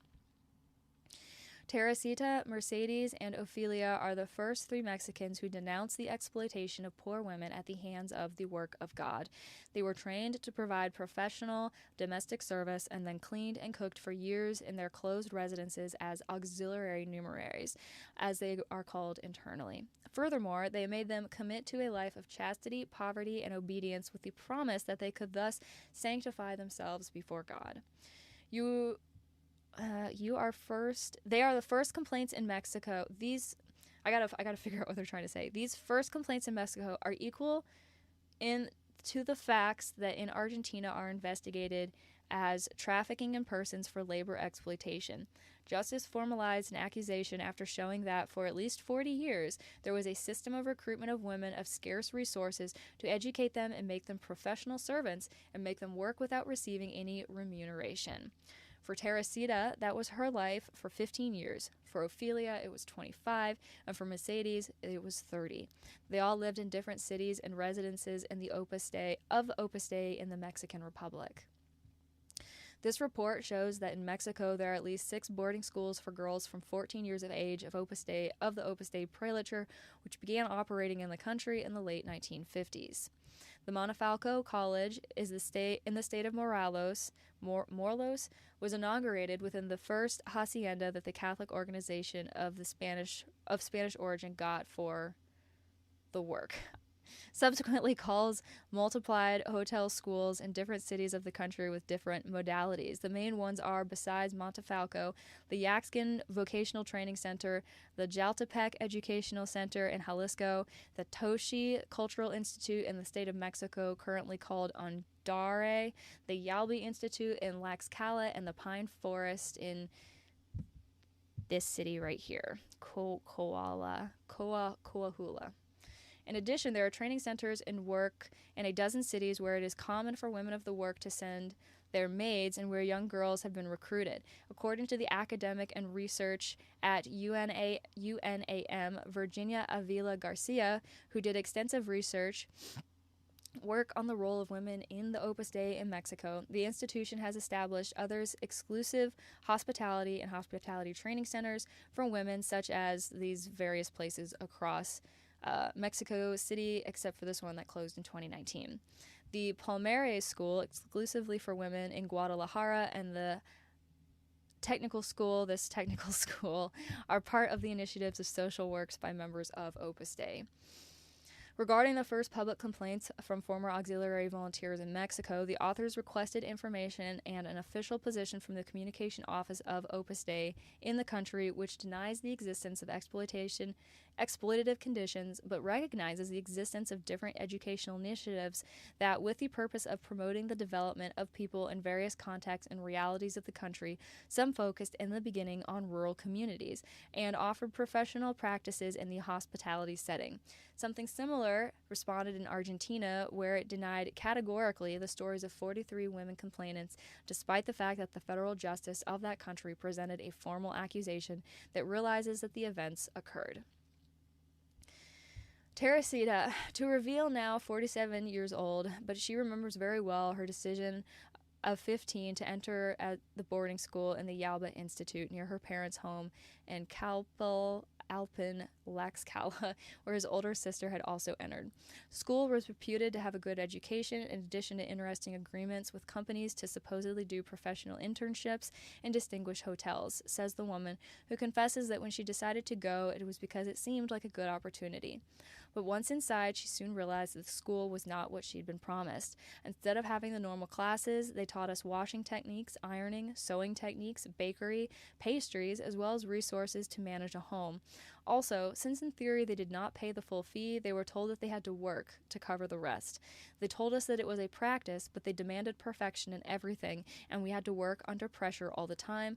It was a preparation to which, supposedly, we were going to have to dedicate ourselves. And of course, they didn't find out about that. They didn't find out about the fact that they would have to work to cover the rest of their living expenses when they enrolled. Seems like something they probably should have been told about. Also probably should have been told that they weren't going to be getting paid. But I digress. It was the middle of classes and work, already loaded in addition to religious routines that included daily prayer and rigorous weekly confession, that told her that God saw in her the vocation to be an auxiliary numerary, a category that is the lowest in the organization and that is dedicated solely and specifically to maintaining the centers, which is what the residences were, the celibate members of Opus Dei, numeraries, and numerary assistants separated by gender. Teresita says that she did not believe she had a vocation, but she was attracted to what they offered her. Once she accepted and they accepted her, her life changed. One of the first things was that she started having a much stricter routine of religious life that included spiritual vigilance, using elements of self-flagellation and hard work. She was also sent to a demanding doctrinal formation, after which she was assigned to attend retirement homes where members of the work and students of the Pan American University participated in spiritual activities. The salary was counted, but the bills, we received nothing. They did not even tell us a specific amount, she affirms, and assures that the excuse of the institution was that the salary for their work they paid was that the salary for their work that was paid covered the stay of their covered their stay in the house, I think is what they're trying to say. The daily routine of Teresita and the rest of the auxiliaries was always the same. Before 6 in the morning, the alarm clock rang, and it was not until 10 at night that they went to sleep. Tasks were assigned by numerary directors, and work included comprehensive care of houses, daily cleaning, kitchen with 4 meals, laundry, dry cleaning, sewing, goals, etc. Between one and the other tasks, they did spiritual exercises and prayer, even while working, to minimize dialogue. They were not allowed to listen to music or watch TV, but could only do so during the weekend or with the authorization of the numeraries in charge of supervising their work. Too much praying, too much obeying, too much submission, too much naivety. I didn't like that, she describes Teresita, which explains that the corporal punishment that was required of them consisted of using a metal garter with tips, sillis, adjusted to the leg for 2 hours a day while working, sleeping on a board or on the floor, shower with cold water at least once a week, and self-flagellate with a multi-tip knotted rope, the discipline, to avoid carnal passions and to fulfill its commitment to compulsory chastity for being a member of Opus Dei. I think if you gotta beat yourself to stick with it, it might not be worth it, but that's just my opinion. Personal punishments had to be discreet. Nobody had to notice. When using the sackcloth, they had to do it in places that were not noticeable, like the legs.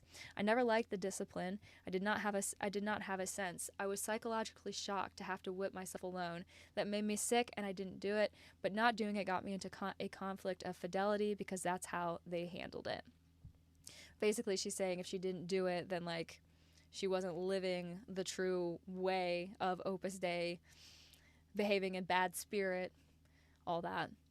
She has been away from her family since she entered the school and was also held incommunicado during her work stay, which I think just means she couldn't talk to anybody on the outside. I could only go out 1 day a week to the community to take actions of proselytizing. We had to enroll in courses to meet other young women, invite them to go to Opus Dei and be part of the schools. After more than 10 years of housework, the lack of rest, the impositions of the discipline, and not having a decision about her life began to exhaust her. She began to wonder if she should spend her whole life in that place. I saw older people who, even with their age and illnesses, did not stop working.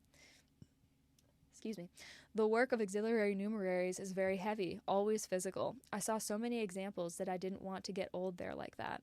However, it took her several more years to get gone. She was afraid and guilty of failing God. What the Opus Dei teaches is that holiness can be achieved through work. So if you quit your job, you give up your holiness. She left Opus Dei in 2007 after running away from the Frontera Center, so called by the street on which it was located, in the San Angel neighborhood in Mexico City. She spent 14 years inside. She never charged for her job or was happy. She says, "It took me many years to encourage myself to talk about this.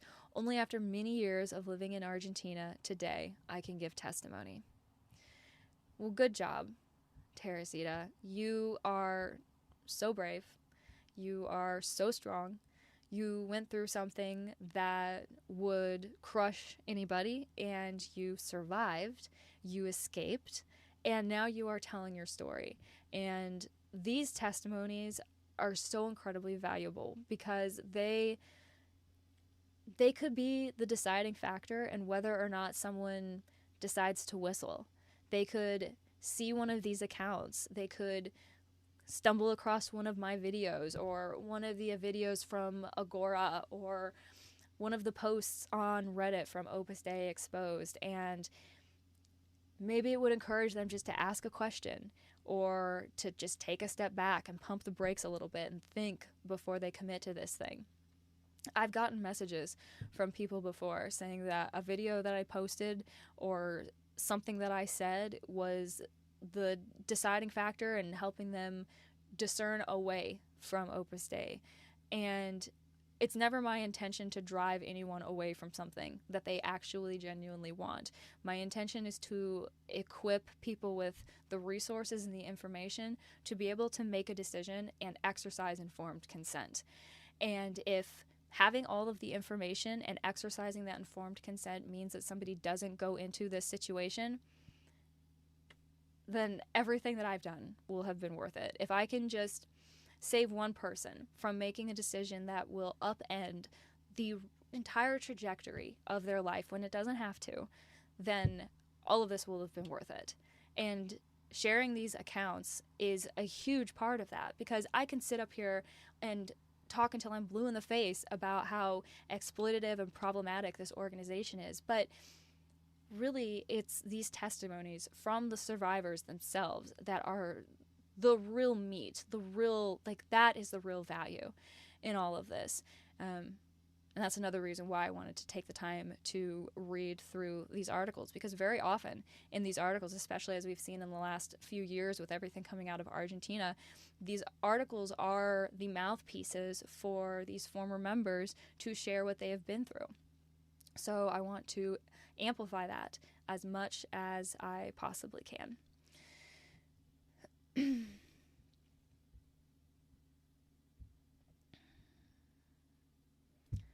right, I'm removing you because I'm tired of seeing you. After more than 10 years of housework, the lack of rest, the impositions, we read that. All right, so Mercedes, to Mercedes, the Opus Dei failed to take away her faith.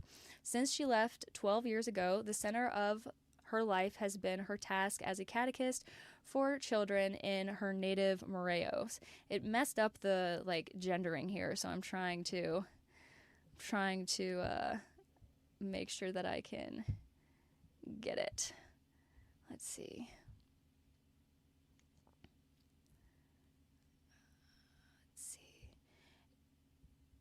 It is accompanied daily by the constant pain of fibromyalgia, which started when she was 30 years old, but already half of her life working without rest or medical attention in the residences of Opus Dei in different cities of Mexico. It was a disease that made her leave. I no longer serve them, she says. She left without money or medical coverage, with nothing. She was 46 years old. So, according to her, Opus Dei essentially abandoned her when her condition reached a point where she could no longer work.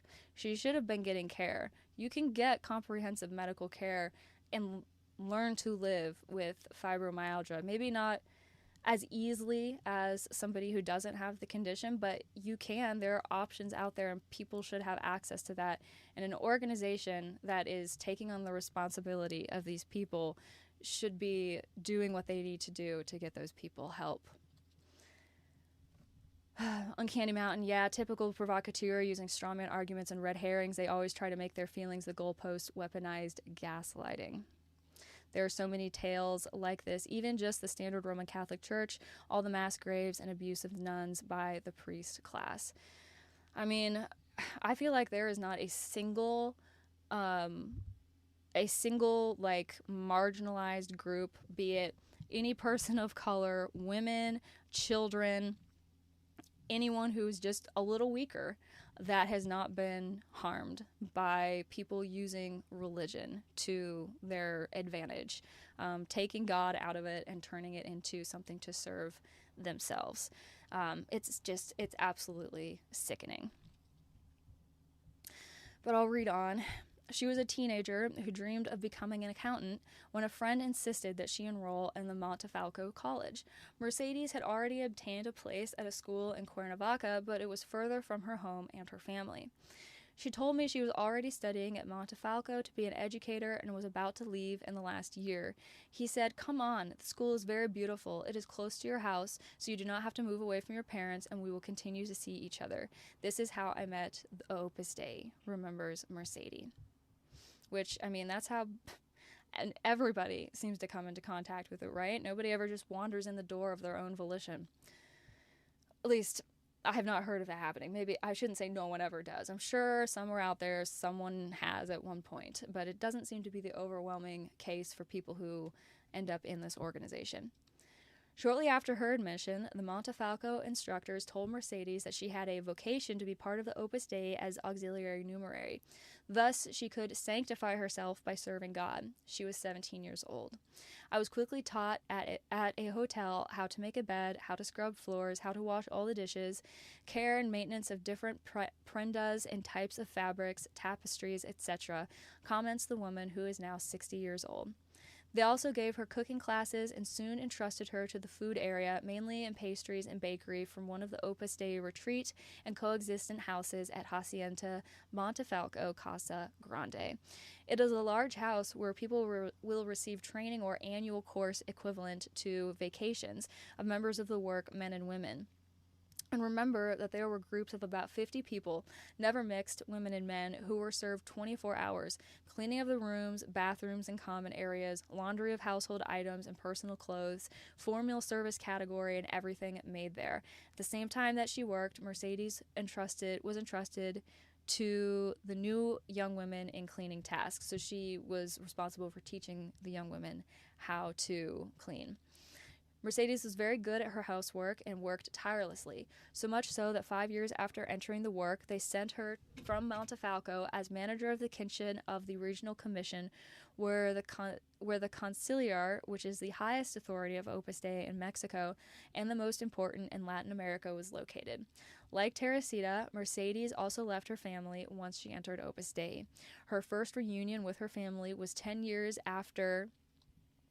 It says beep in quotations. I'm assuming like after she whistled in the work. This is how the act of requesting admission is sent through. A handwritten letter that is sent to the prelate, the highest authority of Opus Dei, who resides in Rome. Once you enter, they tell you that your family is no longer your mother, your father, and your brothers, but the work, she says, who is even prohibited from going out to care for her sick parents. And of course, they don't tell you about that until it's too late. They tricked me and took the opportunity to study and my dream of going to university, says the woman, who could only finish until the first year of high school through guides and exams she did in boarding school, but not through regular classes. She could not due to the lack of time because all the pressure was at work and training other young women and following daily routines of religious discipline, mass, prayer, readings, meditations, confessions, etc. I didn't even have time to breathe. I could no longer study.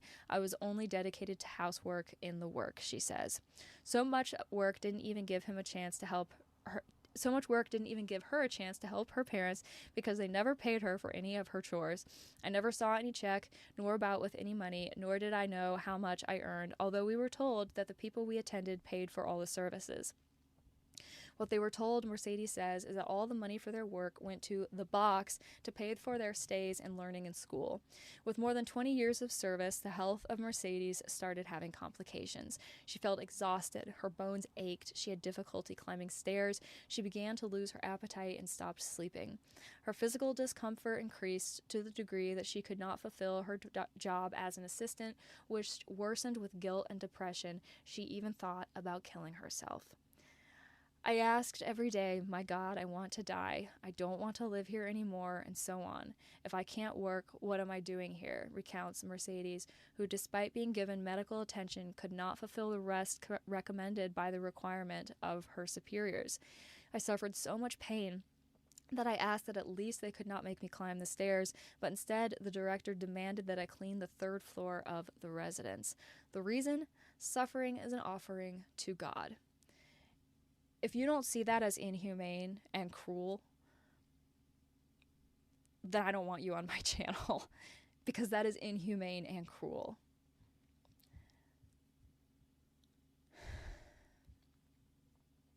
Somebody said, we don't see the article you're reading. Uh-oh. Am I no longer showing up? Let's see.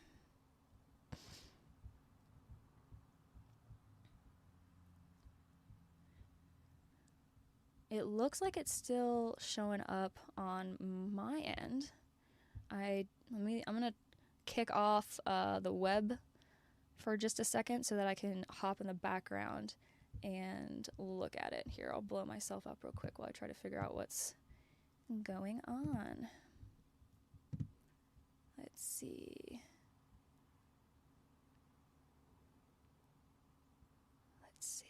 It shows that I am still streaming, which is good.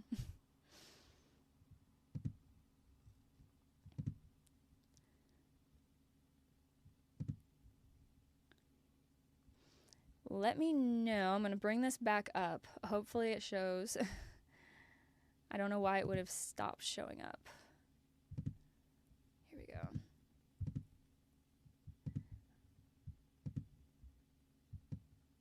I will shrink myself back down, pop myself up over here. It looks like it's still showing up. Is there anyone in the chat who can let me know if they can't see my webpage right now in the article that I'm reading?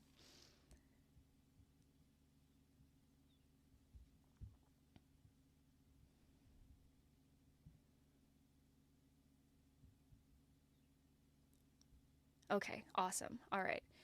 It may have been like a lag issue. There may have been some kind of like, yes, you should see.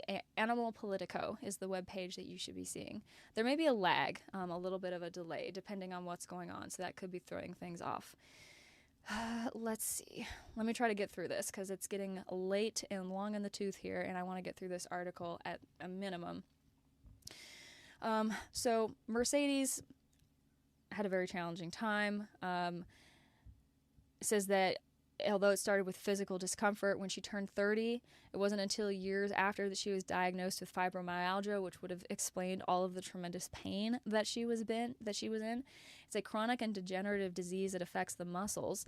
And although its cause is unknown, there are studies that relate it to stress and extreme physical work, which stress will do crazy things to your body. Like, I have seen it in myself, the kind of like chronic illnesses that you can develop from not managing stress well enough, not having ample opportunity to rest and to like recharge and decompress from things, which we know people in Opus Dei did not have. It can make you really, really sick. It can literally give you a condition like fibromyalgia. In Opus Dei, they were not responsible for her physical condition and recommended that she leave the work. "You can't be doing nothing here," they told her. She came out in 2010 without a penny. And then this is Ophelia. Her voice still breaks when talking about the more than 25 years she was locked in different properties of Opus Dei. 3 years she was in Morelos, 5 in Monterey, and 17 in a single center of Mexico City, among others. Shuffled all over the place. Do we think there's paperwork to validate that shuffling? In his case, she was not a minor when she entered. It was through a woman she did housework for, who was a supernumerary of the work, the category of middle and upper class members who form families.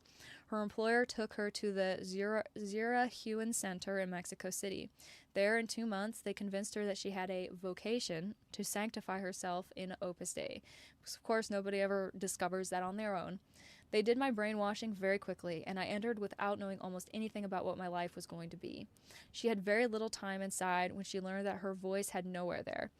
She was on the ironer, working, and proposed a technique to do the task. Immediately, a superior silenced her and said, "Here you come to obey, not to send." So she was assigned a task, and she figured out a way to do it better, and she suggested, like, hey, maybe we could do this ironing technique and it would like help us get through everything. And she was told to just shut up because she wasn't there to ask questions. Honestly, it sounds a little bit like the military, I'm not gonna lie, and I've had people, former members, make that comparison to me before as well. I was active duty military for 6.5 years. I was in the Navy, and so I'm intimately familiar with what it is like to have a chain of command. I'm intimately familiar with what it is like to work for the U.S. government. there's definitely an attitude, especially if you're just, a peon, a nobody, that, you don't ask questions. You're not there to ask questions. You're there to follow orders and to shut up and to do what you're told. And there's a reason for that, right? Because when you're in the military, you are dealing with situations where you could potentially be harmed. You could be in a situation where you need to be able to think clearly, conflicts and that kind of thing. So it makes sense. But at least in the military, they pay you, for one thing. They cover your room and board. They feed you. They give you medical care. They'll fix you if something happens to you. And they will take care of you after the fact, if you choose to file for disability and everything like that. So yes, I had to put up with some really ridiculous stuff, but, there was a trade-off there. It wasn't like I was just being forced to be there and being held against my will, which is not the case if these accounts are to be believed.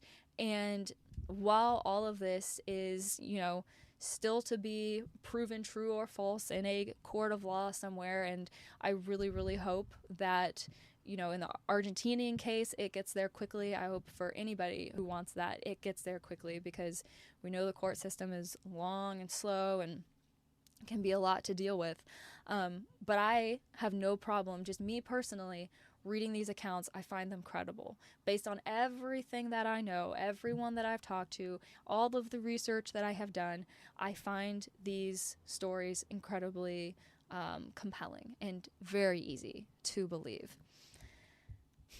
The work routine was very demanding from the first day. In addition, as soon as she arrived, she was sent to do the study center, which are 2 years of intensive training in the Opus Dei doctrine. It is obligatory for all celibate members but the content depends on the category.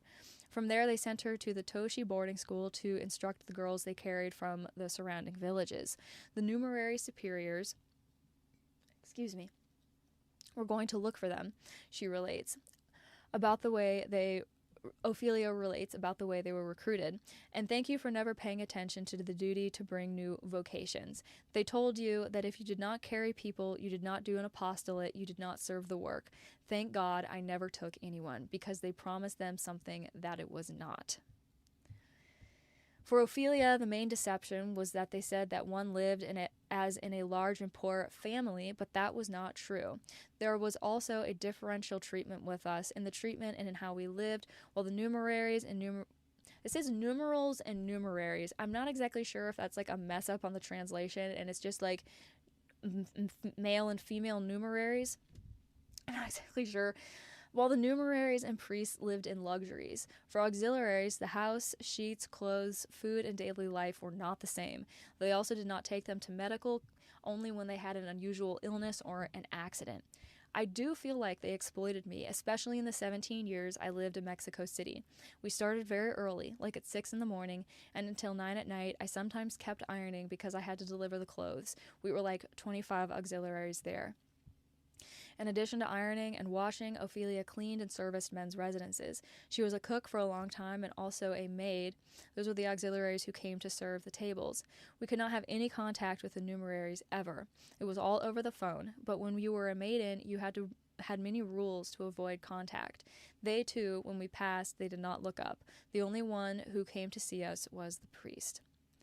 In the more than 25 years in which she was within Opus Dei working tirelessly, so much so that once her family traveled to see her at the residence where she worked. The director of the place barely arrived and kicked them out. They were going to have to go because Ophelia has a lot of work here, she told them.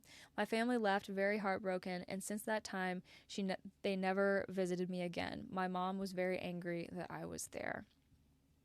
In addition to limiting visits, they did not let her go to see her parents either.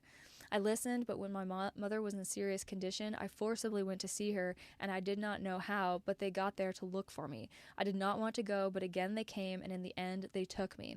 They tell you that the Opus Dei is your family, and you should not abandon it for nothing, which is creepy, and also not the first time we've read in news media about Opus Dei members coming after someone after they've left.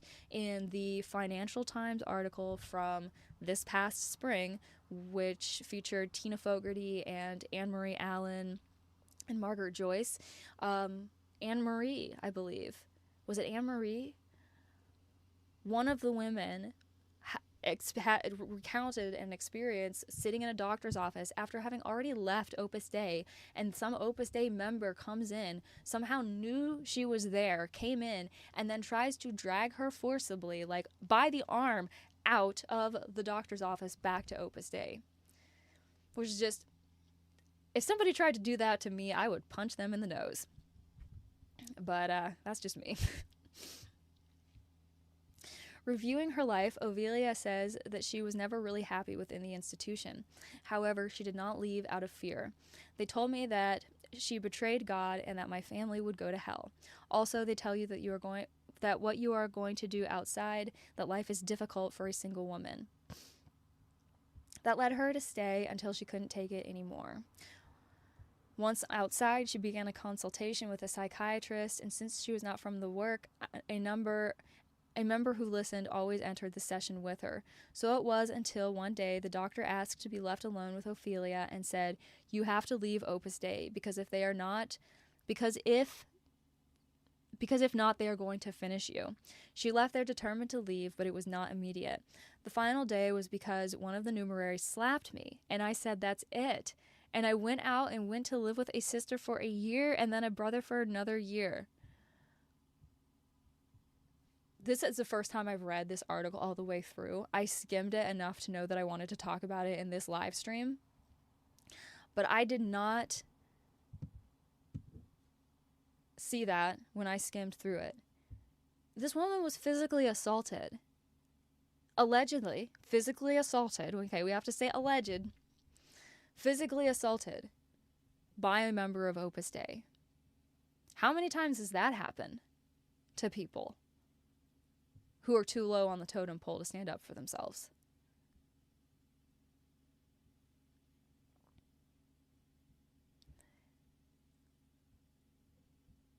In this here, I skipped this initially, but it says that she was feeling lonely and not cared for or loved by the work, and so that led her to have a cocktail of pills. The next day she woke up with her arms tied, and it was not exactly a psychiatric hospital, but they left her there for 2 months, and the numeraries came to see her every 8 days. Her family didn't know what had happened to her and never knew that she was in there. So this woman was drugged and then ostensibly passed out, because it says she woke up with her arms tied, drugged, restrained, assaulted. I don't really see how this can get any worse. Unlike Mercedes, who keeps her faith, Ophelia says that she left the work very angry. When I came out, I no longer believed in God because I was wondering how it could be that if God exists, they did that to us. I came out of the work very heartfelt because what was lived in there was a total lie. In the 8 years she has been away, she managed to pay for her house with her work and domestic service. She is now a domestic worker from Monday to Saturday and returns home only on weekends.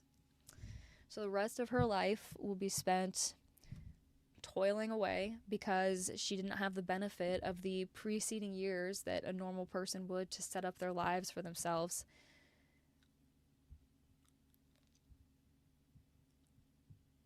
This is beyond just like an unfortunate experience that somebody had, right? This is beyond just like not getting along well with the charism of the organization, not like... This is beyond it just not being your jam, right? And then Opus Dei's answer: we have always respected the legal regulations on labor. Not according to the 2016 Tissier v. Opus Dei court case, in which it was proven in a court of law that Opus Dei had violated several French labor laws, had not compensated Catherine and the 99 other domestic workers that were involved in that case, by the way, because it wasn't just Catherine, that they had not paid her properly. So that's not true, Opus Dei. That is categorically false, actually. And there is a court case in France that proves it. I'm not going to read through that because I'm sure it's just more of what we've seen before. There's a video that you could watch if you wanted to. Looks like it's giving more history about the organization, which again, we don't need. A system equal to the one already investigated in Argentina. Yep. It's the exact same type of situation. It says no formal response from the Vatican. The public complaints from the women were taken by Attorney General's office against the trafficking in persons for exploitation of Argentina. Protex, which in September 2022 launched a secret investigation and filed a complaint with the federal justice system that culminated in September 2024. Do it for Mexico too. Do it for Mexico too.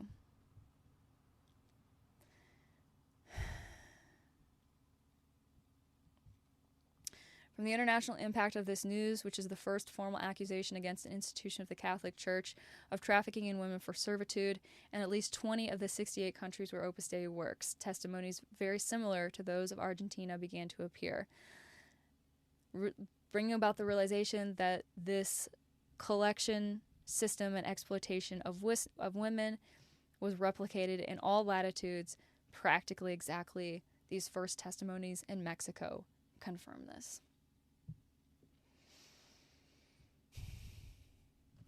Brava to these women for having the cojones to stand up and share their experiences.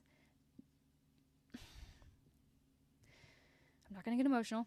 The amount of inner iron it would take to be able to stand up after you have been drugged, restrained,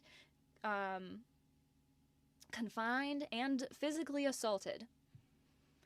The strength of will that it would take to stand up after that and to share what happened to you. These women are my heroes in the realest sense of the word. This is what real strength, real feminine strength looks like. This is women being women, refusing to be subjugated, refusing to be pushed down, refusing to be silenced. I love it. I love these women. And I hope that this is just the beginning of a deluge of fact-finding and justice for all of this organization's victims around the world. Men, women, children, everybody. Everybody. All right. So we are starting to get a little long in time here. There are a couple of things that I want to look at before we wrap this up. I knew that this article was probably going to take the longest to get through, but I think it's one of the most important that we've discussed so far in this live stream. This is a situation to watch for sure over the coming months, and I know that we are going to be continuing to talk about this in future deep dive episodes and in future news analysis live streams. Let's switch gears one last time. Well, one of the one last times. This is a quick little article, and it's just kind of interesting, and I just want to read through it because it's something to have on our radar. The Opus Dei web doing what the Opus Dei web does. This was published on January 27th. Little-known network of higher ed institutes has roots in anti-gay marriage fight and Opus Dei. This was written by Ray Quinn on a website called Inside Higher Ed. The Foundation of Excellence in Higher Education supports programs based at or near 14 elite universities. It's headquartered at a conservative think tank and funded generously by right-leaning donors. But what are its aims? So let's read about it. The Foundation for Excellence in Higher Education touts its proximity to prestigious universities: Columbia, Duke, Harvard, Princeton, Stanford, Yale, even the University of Oxford. It's right there on its website. Quote, established in 2012, my voice is starting to go, as an independent, nonpartisan grant-making organization, FEHE funds and advises programs at elite universities where the next generation of cultural leaders are formed. The foundation says it supports a growing network of more than 25 institutes or programs based on or near the campuses of top universities, which also include Johns Hopkins University, Rice University, and the universities of Chicago, Pennsylvania, Pittsburgh, California, Berkeley, and Texas at Austin. These entities promote the study of a range of topics: civil discourse, civics, ethics, theology, Catholic thought, Western thought, family, human flourishing, living the good life, and exploring deep human questions. The network teaches, funds, and places numerous scholars in its various programs. While FEHE calls itself independent and nonpartisan, its president is Luis Tellez, who's also president of the Witherspoon Institute, a conservative think tank adjacent to Princeton's campus that became prominent in the fight against same-sex marriage. While FEHE's most recent IRS filings call the Witherspoon Institute an unrelated, not-for-profit organization, they also say FEHE's officers are paid through the Witherspoon Institute and show FEHE and Witherspoon share an address and phone number.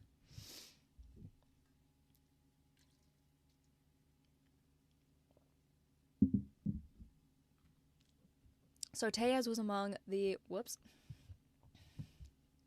Come back over there. Tellez was among the founders of the National Organization for Marriage, another leading group in the battle against legalizing same-sex marriage. He's also long been a leader within Opus Dei, the controversial conservative Catholic group that's been around for nearly a century and was fictionalized in the Da Vinci Code. On its website, Opus Dei says FEHE doesn't have a formal relationship or agreement with Opus Dei, which would in any case be quite legitimate. But I think that's just semantics. The foundation does not reveal its donors in its most recent reports to the IRS. Ralph Wilson, founder of the Corporate Genome Project and a co-founder of Uncoke My Campus, two progressive groups, have nonetheless identified some of its recent major funders, which Inside Higher Ed confirmed by looking at the IRS Form 990s that nonprofit donors must submit. FEHE did reveal its donors in previous years, and some of those donors' own IRS reports show they've continued to give. Some have given a lot, according to their Form 990s. FEHE has received millions of dollars each from the Bradley Impact Fund, which calls itself a donor-advised fund for conservatives, the Diana Davis Spencer Foundation, which says it supports free enterprise and instilling America's founding values, the Sarah Scaife Foundation, which donates to multiple conservative groups, and the John and Daria Berry Foundation / In His Visible Hand Foundation, which funds environmental and veterans causes alongside its support of FEHE and K-12 schools. I know there was somebody in the chat a little while ago talking about looking at these various organizations and who's involved on the boards of directors and everything. That is such an incredibly tall order. If I wanted to only focus on that, that could just be my whole shtick. I could solely devote myself just to researching all of the various connections that these different nonprofit organizations, just in the United States alone, have with each other, with organizations like Opus Dei, with the Catholic Church in general, and I would never run out of content. The web is staggering. So all of these organizations that we're reading through, I'm not at all surprised. Many of the programs FEHE funds could be broadly labeled conservative, but their specific missions vary. The network includes a long-standing James Madison program in American Ideals and Institutions, directed by conservative Princeton professor Robert George, and the Penn Initiative for the Study of Markets, whose vision statement says there's, quote, no historical example of enduring and broad prosperity in a nation without open markets. There's also the Academic Freedom Alliance, a defender of that namesake higher education tradition, and one that protects faculty on both the left and the right. Still, like others within the FEHE network, it has promoted other parts of the network online. Tellez himself has articulated a conservative mission for FEHE. And let's remember that Tellez is connected to Opus Dei, according to a speech attributed to him from 2022. An Opus Dei Center chaplain posted a transcript online. In the speech, Tellez denounced cultural Marxism, saying, "We're experiencing the aftershocks of what happens when CEOs, professors, public servants, journalists, and other leaders march from the elite university, which incubates radical and destructive ideas, into the elite institutions that govern culture. Moral relativism, careerism, and a rejection of classical intellectual traditions rule the day." God, this guy sounds fun. Tellez called the foundation one part of the front line of the cultural battle in which we must all participate. He said it nurtures a broad network of friends that is dispersed throughout society, working diligently and quietly to bring about change. There's that conduit I'm always harping on. And unlike other academic reform initiatives, FEHE focuses directly on the moral formation of students. And why do you think that would be? Why do you think they would want to focus on the students?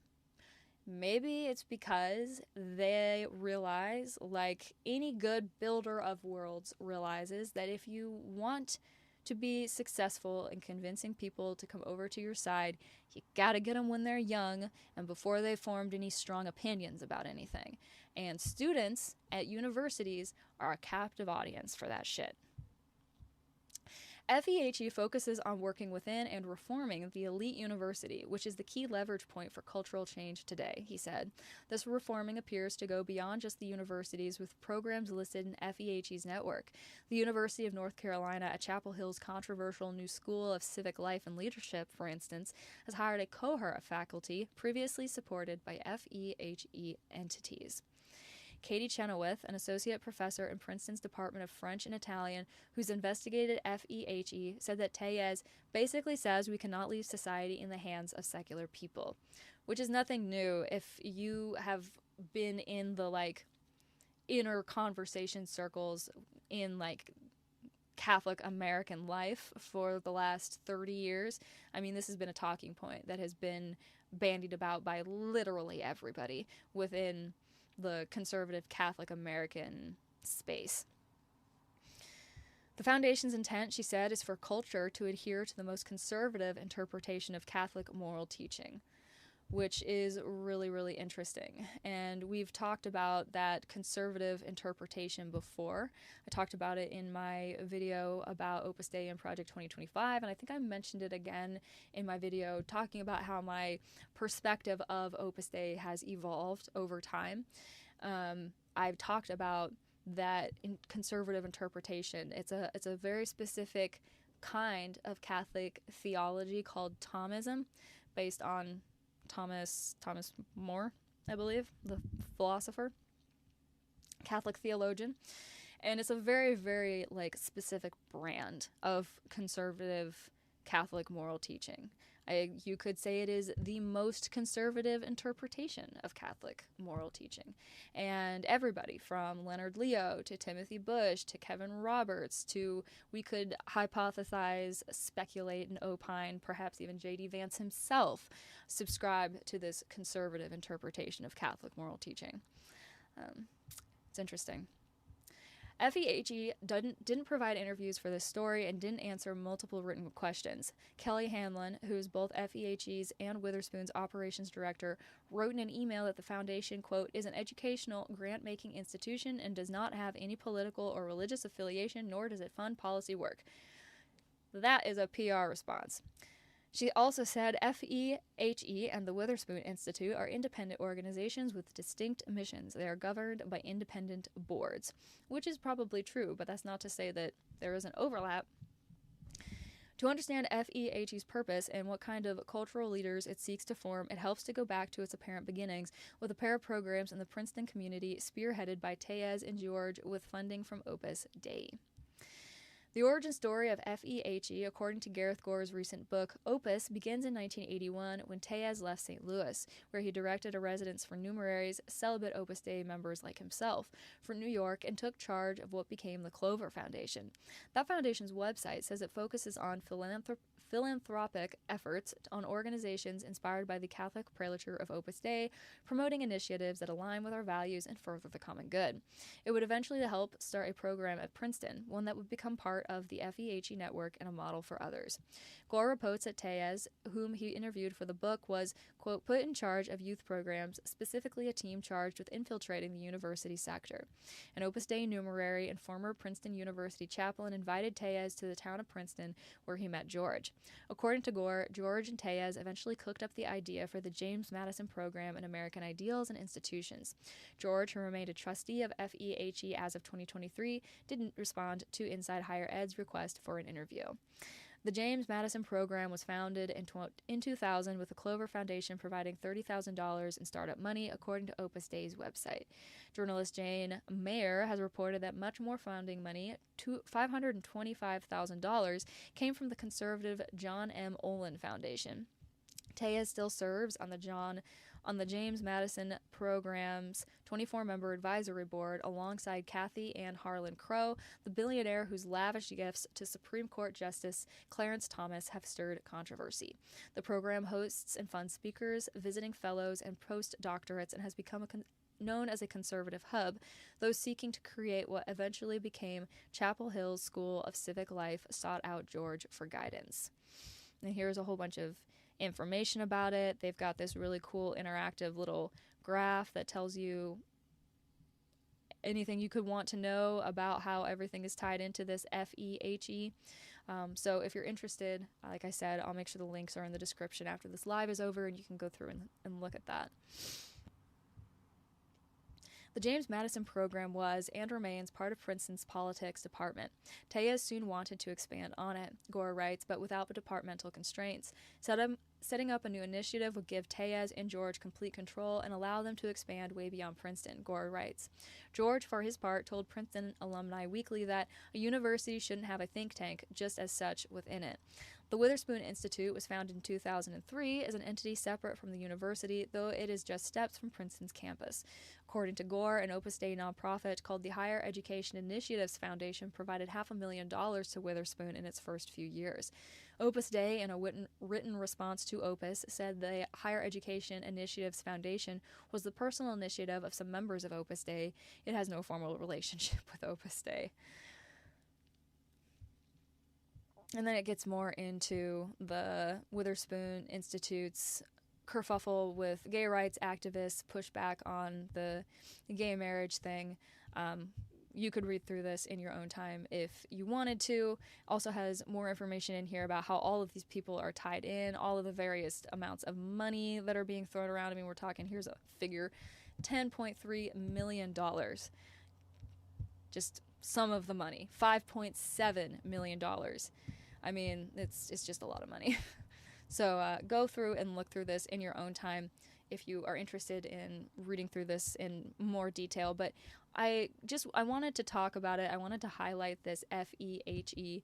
I'm going to kind of be keeping an eye on it throughout the next year as well.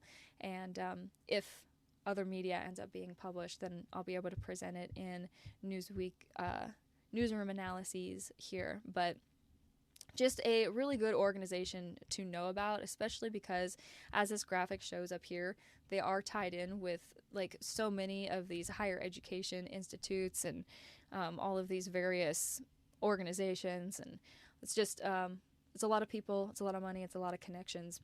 Opus Dei is tied up into it, so it's good to be aware of it. All right, moving on. Next, I'm really excited to talk about this. So, on May 15th, 2025, Anne-Marie Allen, the former Irish assistant numerary whose story was featured last spring by the Financial Times, has decided to write a book, Serve My Lost Years at the Heart of Ireland's Opus Dei. I will leave a link down below where you can order this. If you are in the UK, it'll be straightforward, simple enough. If you are in the US, in your Amazon app, you'll have to change the location of your app from the US to the UK, and then you'll be able to order this book, and in your order confirmation, you'll be able to put your own address. It'll get sent there whenever the book gets released. But you'll have to change your location in your Amazon app if you want to order it from Amazon. But I wanted to talk about this because I want to promote literature about Opus Dei anytime there is literature coming out about Opus Dei, just because I feel like we've kind of had a lack of that for a really, really long time. Now that people are starting to write books and write more articles and make podcasts and create more of a buzz around all of this, I want to promote that as much as I can. So this webpage is just a little bit of a bio about the book. This is a UK-based bookseller that you could order it from, and you can see here they're selling it for £18. But it says Anne Marie Allen was 15 when she was accepted into a cookery school course that promised real qualifications and a future in the career of her dreams. Seeking a better life, she moved to the calm and peaceful countryside of the west of Ireland. Her happiness was short-lived as it became clear she had been tricked instead into a life of domestic servitude to the members of Opus Dei. Before long, she was whisked away to Rome, where she signed away her life with vows to service. What followed were years of misery and slavery, forced celibacy, and traumatic physical suffering under an ambitious and tyrannical institution that demanded perfection, humiliation, and pain. Her family eventually managed to coerce a visit home, where they refused to let her return to the order, and where they began the long process of deprogramming Anne Marie, a task that has been a lifelong struggle. Serve is Anne Marie's remarkable story of strength and resilience in the face of religious zealotry. So please, if you can, if you are of the means and you are able to support this book, please support Anne Marie's effort to tell her story and buy a copy. I bought one, and it's not going to show up, it said, until like June, a month after the book comes out, but I don't even care. I'm just so incredibly thrilled that Anne Marie felt that she could tell her story, that there's an audience that wants to read her story. So please support her if you can. All right. We'll read through the chat here real quick. This is one of a tiny few able to get their story out somewhat. Imagine if it were Muslims doing this. It would be blasted 24/7 for years. Grooming 101. Yeah, sometimes, I mean, we all have biases, right? We all have, even if we're not aware of them, we have an inherent bias that can get in the way, and we have blind spots sometimes that we're not even aware of necessarily until we're confronted with them. And unfortunately, because of all of the emotions and the feeling and the psychology and everything that is tied up in religion, I think that religion can be a major blind spot for people, and it can allow people to support some really heinous things that they otherwise would not support, simply because it's within a religious context. And it's a really, really complicated, messy thing. I think it says something about our human psyche that we're able to do that. It's really interesting, and I think about it a lot because I'm confronted with it pretty consistently. Confronted with people who, even in the face of what is to me incontrovertible testimony, incontrovertible evidence, especially in the case of like actual court cases, they can still push back and still continue to deny, and they'll cling to that with every fiber of their being up until the very end. And I have to think it's because there's this religious aspect at play.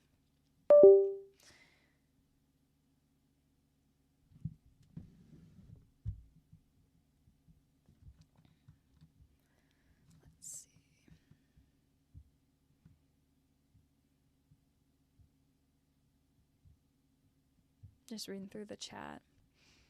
I used to wonder if the word sect could be used to describe Opus Dei, but now I have no doubts. Yeah, unfortunately, it's not people being like overly dramatic or hyperbolic for no reason.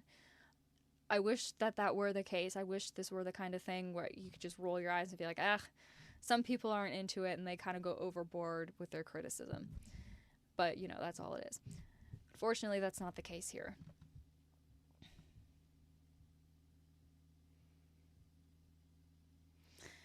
Uncanny Mountain said, I think we are very programmable. Catholics have just worked out how to do it at an industrial scale. I mean, you gotta hand it to the Vatican, to the Catholic Church. They've stuck around for 2,000 years and clung to their power. And that's impressive. considering how many other, nations have risen and fallen. Even Rome itself fell, although some people have hypothesized that Rome just became the Vatican, became the Catholic Church, which is an interesting theory. But yeah, it's pretty crazy and scary. All right, so last but not least, we are almost done here. Let's see. We'll do this one. Second to last. This is not a recent article. As you can see, this is an archive from a UK paper, I guess, and it was written on October 12th, 2002.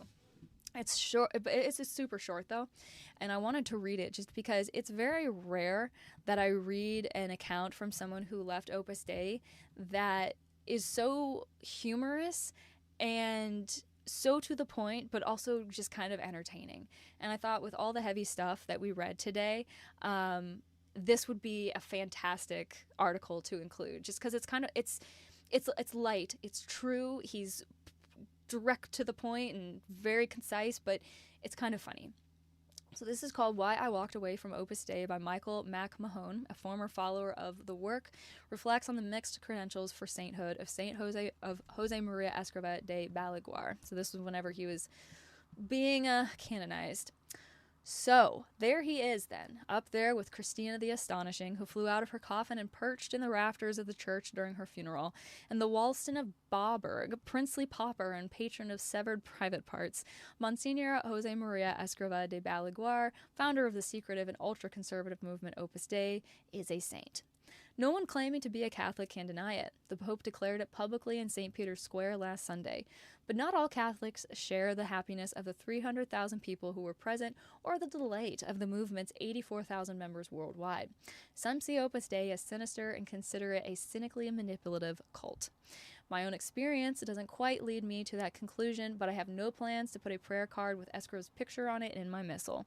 He's not my kind of hero. There are too many stories about his bad temper and bullying to make me warm to him, and too many of his admirers are fanatics, albeit with the best of intentions.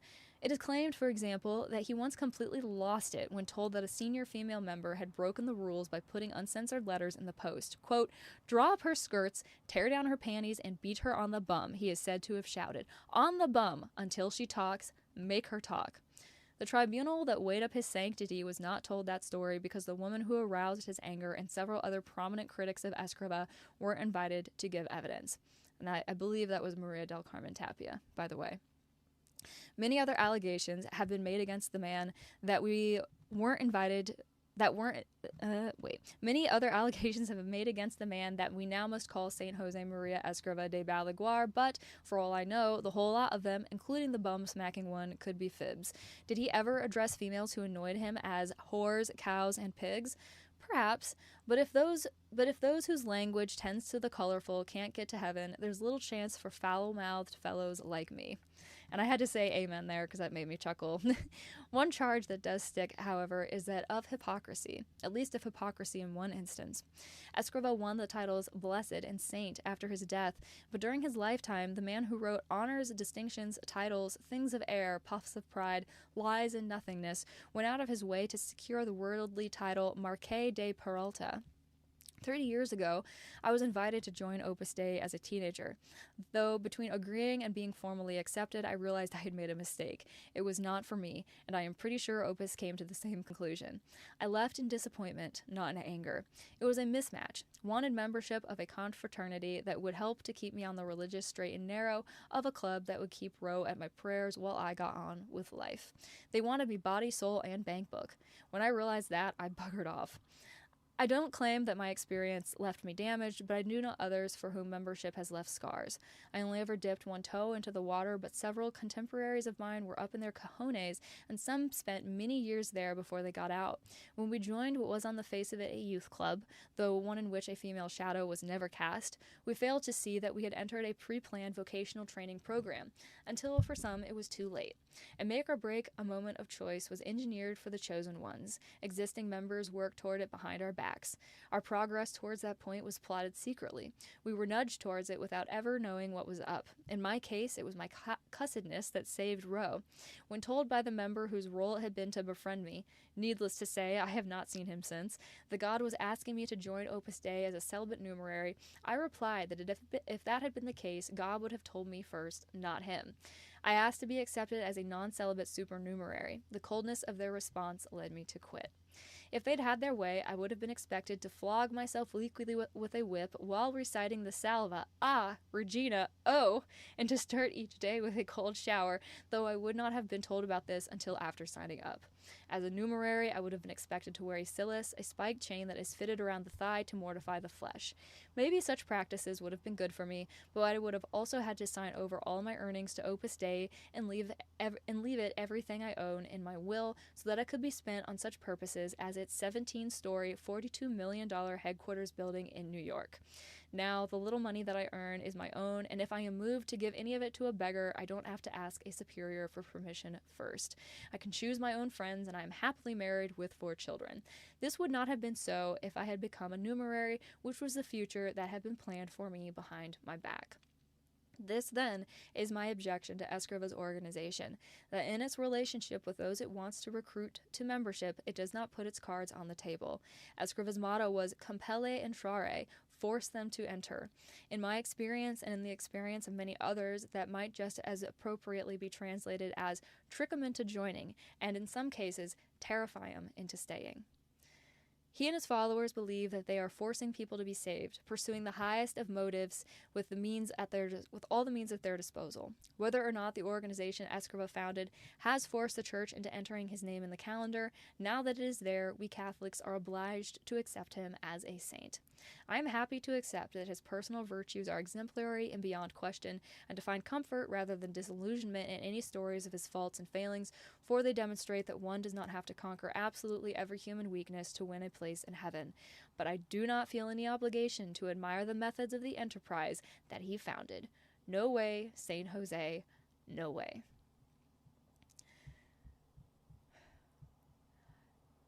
And then last but not least, before we wrap up, I want to ask you all to mark your calendars, remind your friends, get an HBO Max subscription. If you don't have one, borrow it from one of your friends, because on Friday, February 7th, HBO Max will be releasing an original documentary series, The Heroic Minute, I Left Opus Dei.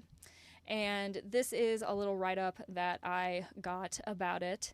So I'll just read through this really quickly in case you don't know about this, because this has been getting promoted pretty extensively in Latin America, but I haven't been seeing it really talked about a whole lot here in the English-speaking world. So I want to make sure that I put this out there, because I think that this is huge. This is a documentary series about people who have left Opus Dei from a major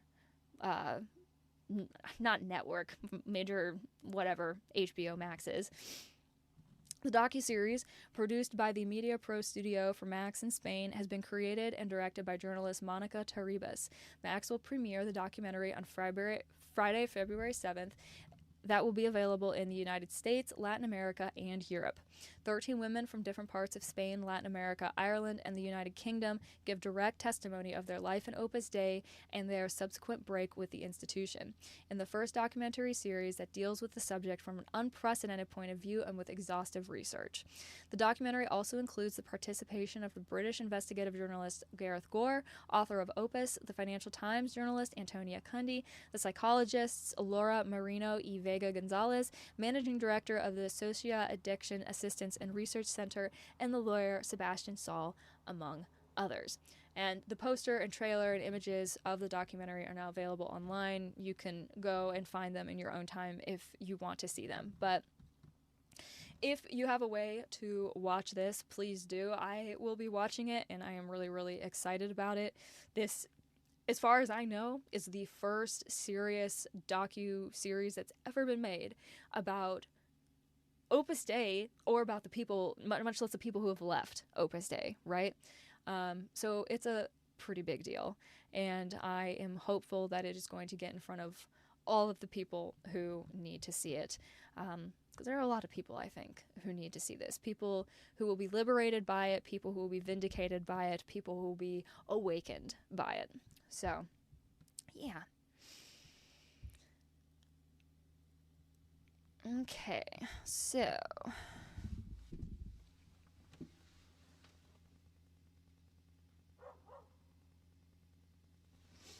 when I was not paying attention, my webcam just gave out, which is super fun and definitely what I wanted right here at the end. Let me see if I can get it pulled back up, and then we will wrap this live stream up.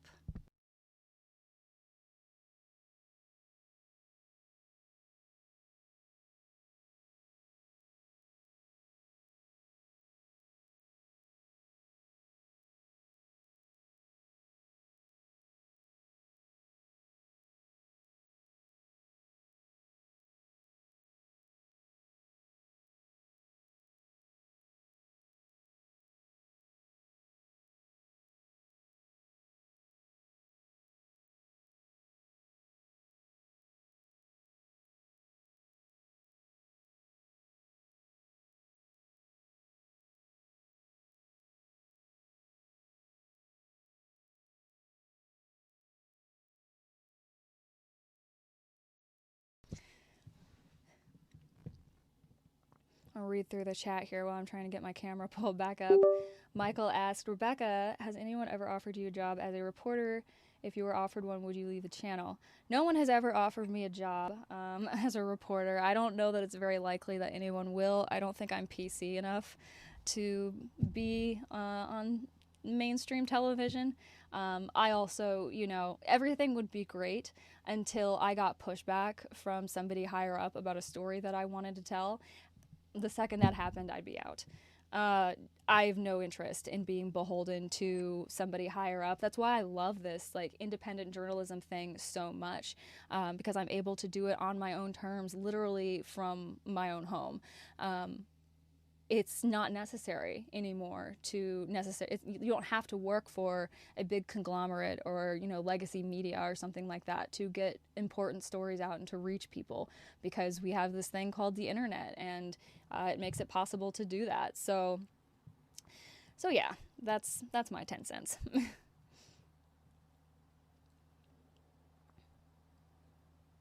All right, let's see if I can get this pulled back up.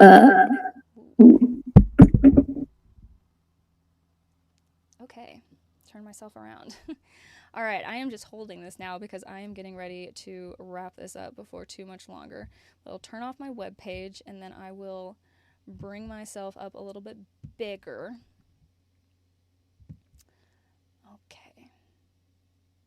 And then I will bring up my chat so I can say goodbye to you guys. Peggy said, the face of the false Christ could be the Opus Dei founder. I mean, I honestly wonder if, you hear people talk about the Antichrist. It's like, maybe the Antichrist is very double-faced, goes by many faces. That would make it even harder to identify who the Antichrist is if you were a believer that, the Antichrist is something that you have to look out for. That's kind of a theory that I've posited to myself in my own musings. Michael said, almost 3 hours, roosters are already crowing here. Yes, they are. And that is why I think it is time for me to wrap this up. I mean, my webcam went dead. I've been going for 3 hours. It's starting to get dark. I'm sure my family is wondering where I am. So I think this is where I'm going to go ahead and wrap things up for the time being. Like I said, links to all of the articles that we read in this stream will be... Why'd you flip like that? Okay, my camera's not having it. I'm just going to have to wrap this up without a webcam, which is a bummer. Links to all of the articles will be down below. I will figure out something next time so my webcam does not die. Links to connect with me on social media are also all linked down below if you're interested in connecting with me there. please subscribe if you haven't already, although if you're in this live stream, you probably have subscribed. And thank you so much if you have. If you are interested in supporting my work monetarily, you can buy me a coffee for $5. Also, super chats are a thing, but you don't have to support me in any financial way at all. Just being here and giving me your time and attention is huge. And thank you, Uncanny Mountain. Thank you, Michael. Thank you, Peggy, for hanging out with me for this live stream, talking to me about this stuff. It's all really, really interesting, and I'm super happy about the fact that there's other people who want to engage with this stuff as much as I do. So I really, really appreciate it, genuinely. But since you can't see me, that is where I'm going to wrap it up for now. Hopefully I will be back very soon. If not with a new installment of the Deep Dive Project, then with the next newsroom analysis, whenever that may be. So thank you so much, and remember, nolite te bastardes carborundorum. Don't let the bastards drag you down.